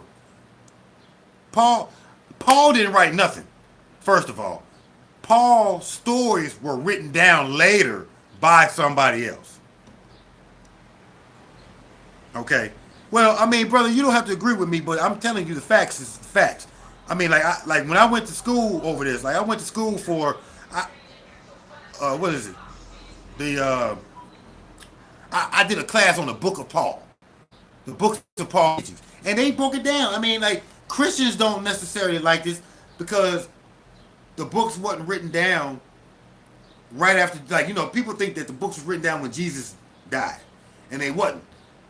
They was written down, at least I say it like at least 50 years after Jesus, allegedly. Now I'm not gonna get into Jesus' existence or not, but I'm using it as a reference point. I'm saying like 50 years after the stories of Jesus, we got 68 between 54 and 68 A.D. You'll find these books written. Okay, the Quran wasn't necessarily put all together as one book. As soon as the prophet passed away, that book wasn't written down like boom, you got a Quran. Nah. Those books was developed over time. And I'm not saying that they wasn't written down, but they wasn't just boom, we got a Quran. Nah. Much like the New Testament. I'll say that because I don't want to use the Bible.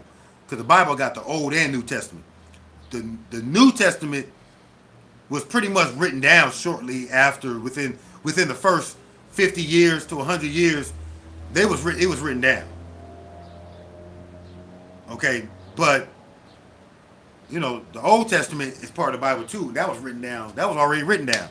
That was already books by the Hebrews had written them things down, and then it got translated into Greek, by Alexander's boys and stuff, but that was still 2 something BC, but it wasn't, all this stuff, none of these books was written down like, bam, like, nah. See, that's a way to say, oh, this is a holy book, this book is better than that book, that's kind of to try to make the Quran better than any other book. And no, we're not gonna do that because that's not the Quran has its point, but don't sit here and try to make it like the Quran is the all in all. And I'm online, man. We just vibing. So for me to y'all go back and look it up. Y'all go back. Everybody that's online or gonna see this video, y'all go back and look at when the Quran was written. Okay. So I'm not. I mean, like, I'm not gonna sit here and argue because I can't give you an exact date, and I don't do that. I don't argue. You know what I'm saying? It's a difference between paying respect to the Quran and the Islam. It's a difference between paying respect and acknowledging what's like. I could say I've already, given credit to Islam and its development with the Moors. You know what I'm saying? Like, I'm not doubting that. I'm not disputing that impact of Islam on the Moors and the world. And that, especially in that time frame, was very important. If it wasn't for Muslims, if it wasn't for Arabs, if it wasn't for Muslims and Moors, there would have been a lot of information and knowledge that would have been destroyed or never to come back. But they definitely helped bring and keep and preserve. They helped preserve a lot of the ancient knowledge and wisdom in those times. Okay, Islam, hell, they the ones that built the first hospitals under Islam. All that. I mean, like, what do you think? Timbuktu. Timbuktu got so huge under Islam. They had libraries under Islam. You understand what I'm saying? And Muhammad was illiterate, but it said that the Gabriel told him to recite. And what does recite mean? It means recite is to say out loud. So I mean, like, Muhammad allegedly recited, because now the thing about this, under the story of Islam and Muhammad, he meditated. So a lot of times, like, the knowledge that we need, the intuition comes from within, not out. So he was able to meditate for years, and after years of meditation, he was able to come up with this and preserve this information. He was able to come up with this through the ethers, and from all the things that he had collected through the time, they was able to come together and do it then. So, I'm not here, like I said, I'm not here to disrespect anybody, any of these things. I'm just here to tell us that, hey, everything ain't let's not put one over the other. Just because you Muslim doesn't mean that that's the end way. Because hell, I mean, I get a Jew come up here and say blah blah blah, or a Christian come up here and say blah blah blah. You know what I mean? I'm not saying that you are, but I'm just saying if we become zealous on the information, we're negating everything else. And like I said, I'm not negating Islam's contribution to society at all, by no means. You understand what I'm saying? Islam has a direct impact even to this day.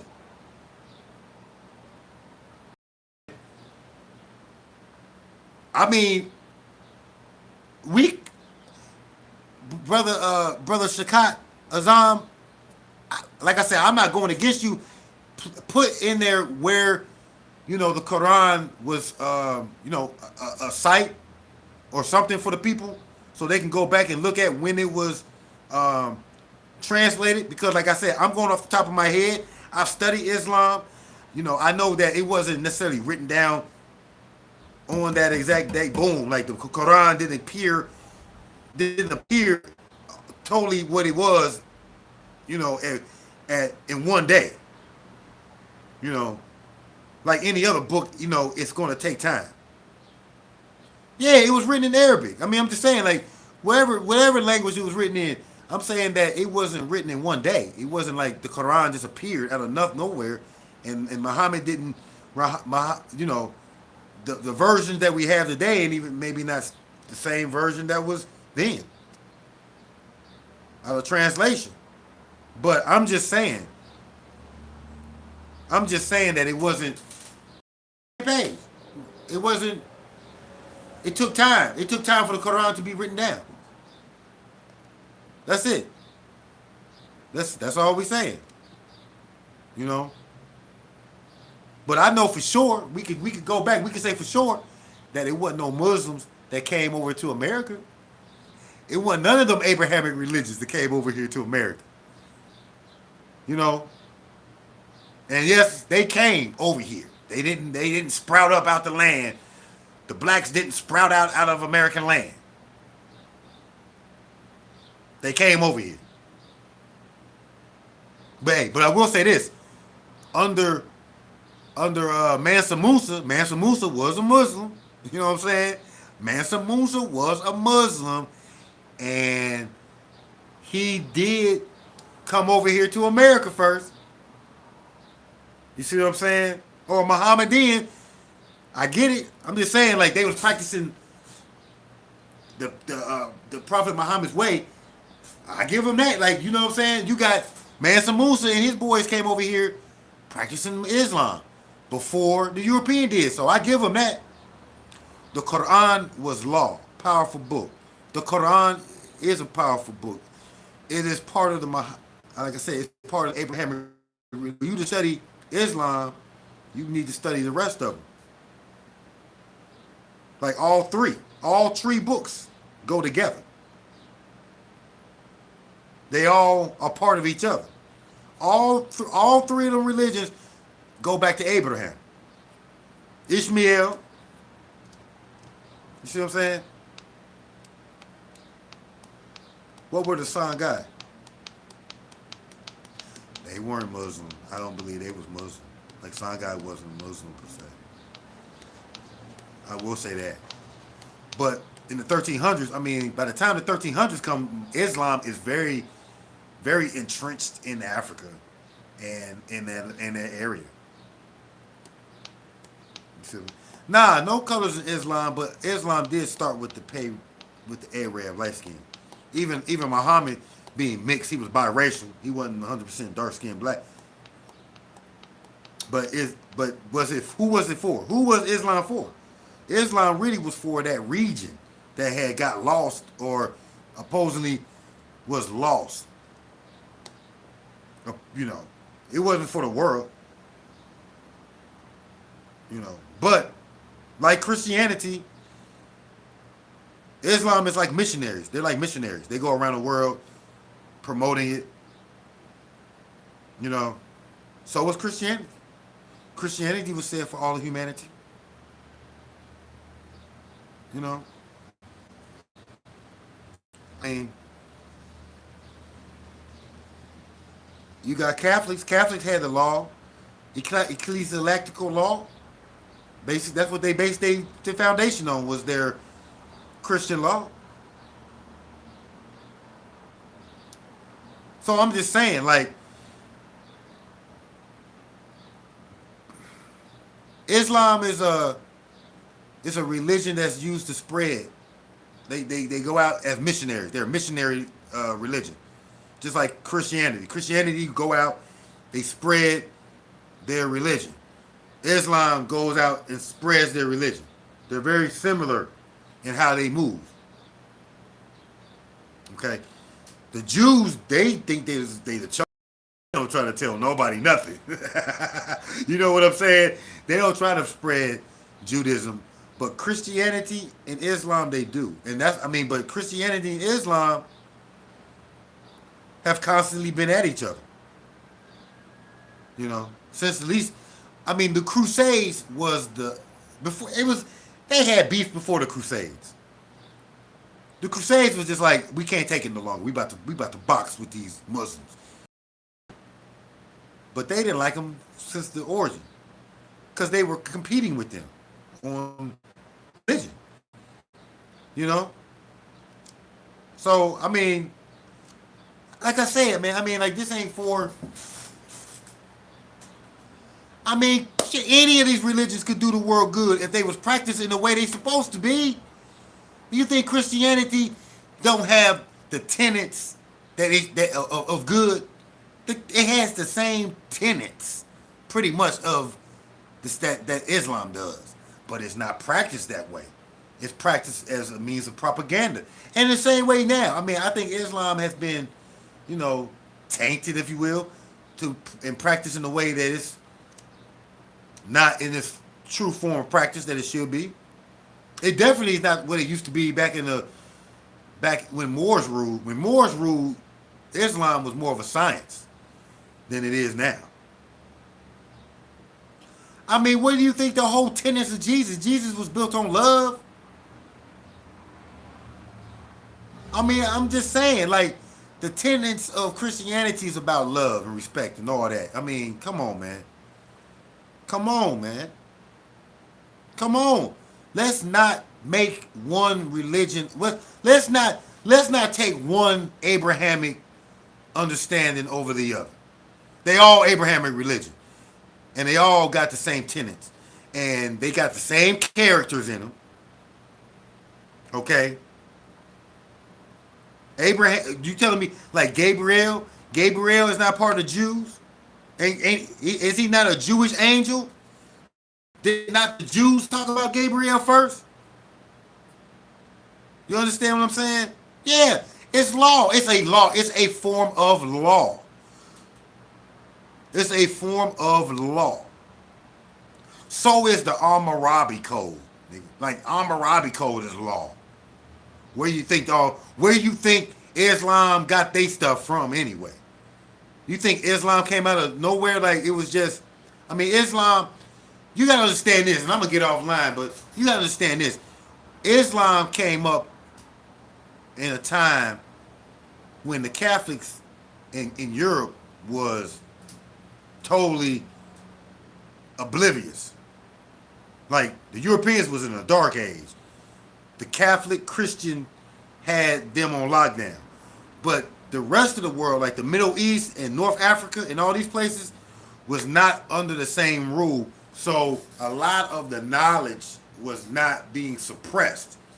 So Muhammad and people in that region had better access to knowledge than the European counterparts. So they were able to compile the Islam based on the books and the information and the knowledge that the Catholic Church was not allowing. So it brought that other fold of information to the fold. In the desert? What you mean in the desert? I mean, you telling me that Saudi Arabia secluded from the world, like they ain't have no any information because they was in the desert, in the middle of the desert. You telling me that? Is that what you telling me? Nah. Think about this, man. Where does Frankenmur come from? Frankenmur comes from the desert, dude. It comes from Saudi Arabia. Okay? All of the Frankenmur that everybody use comes from the desert. So you can't tell me it wasn't a hot spot. If everybody using Frankenmur, then Saudi Arabia was a hot spot.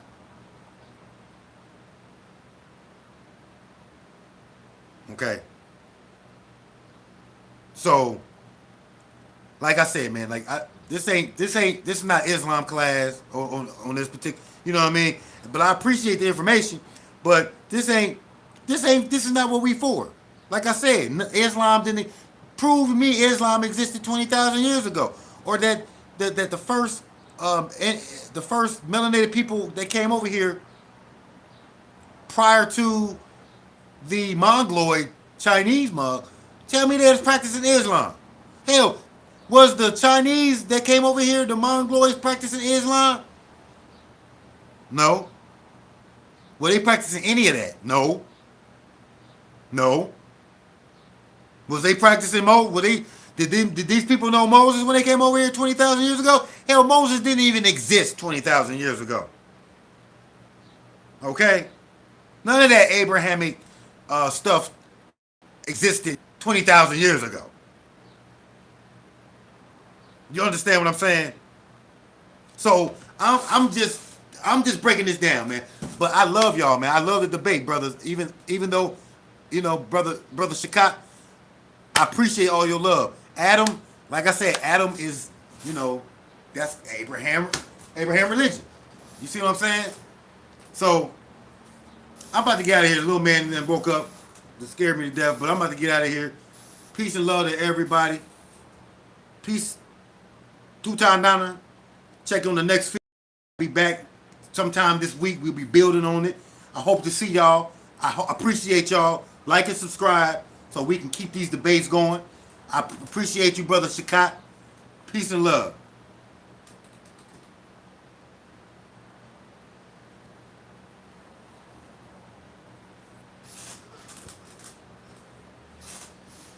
What's up?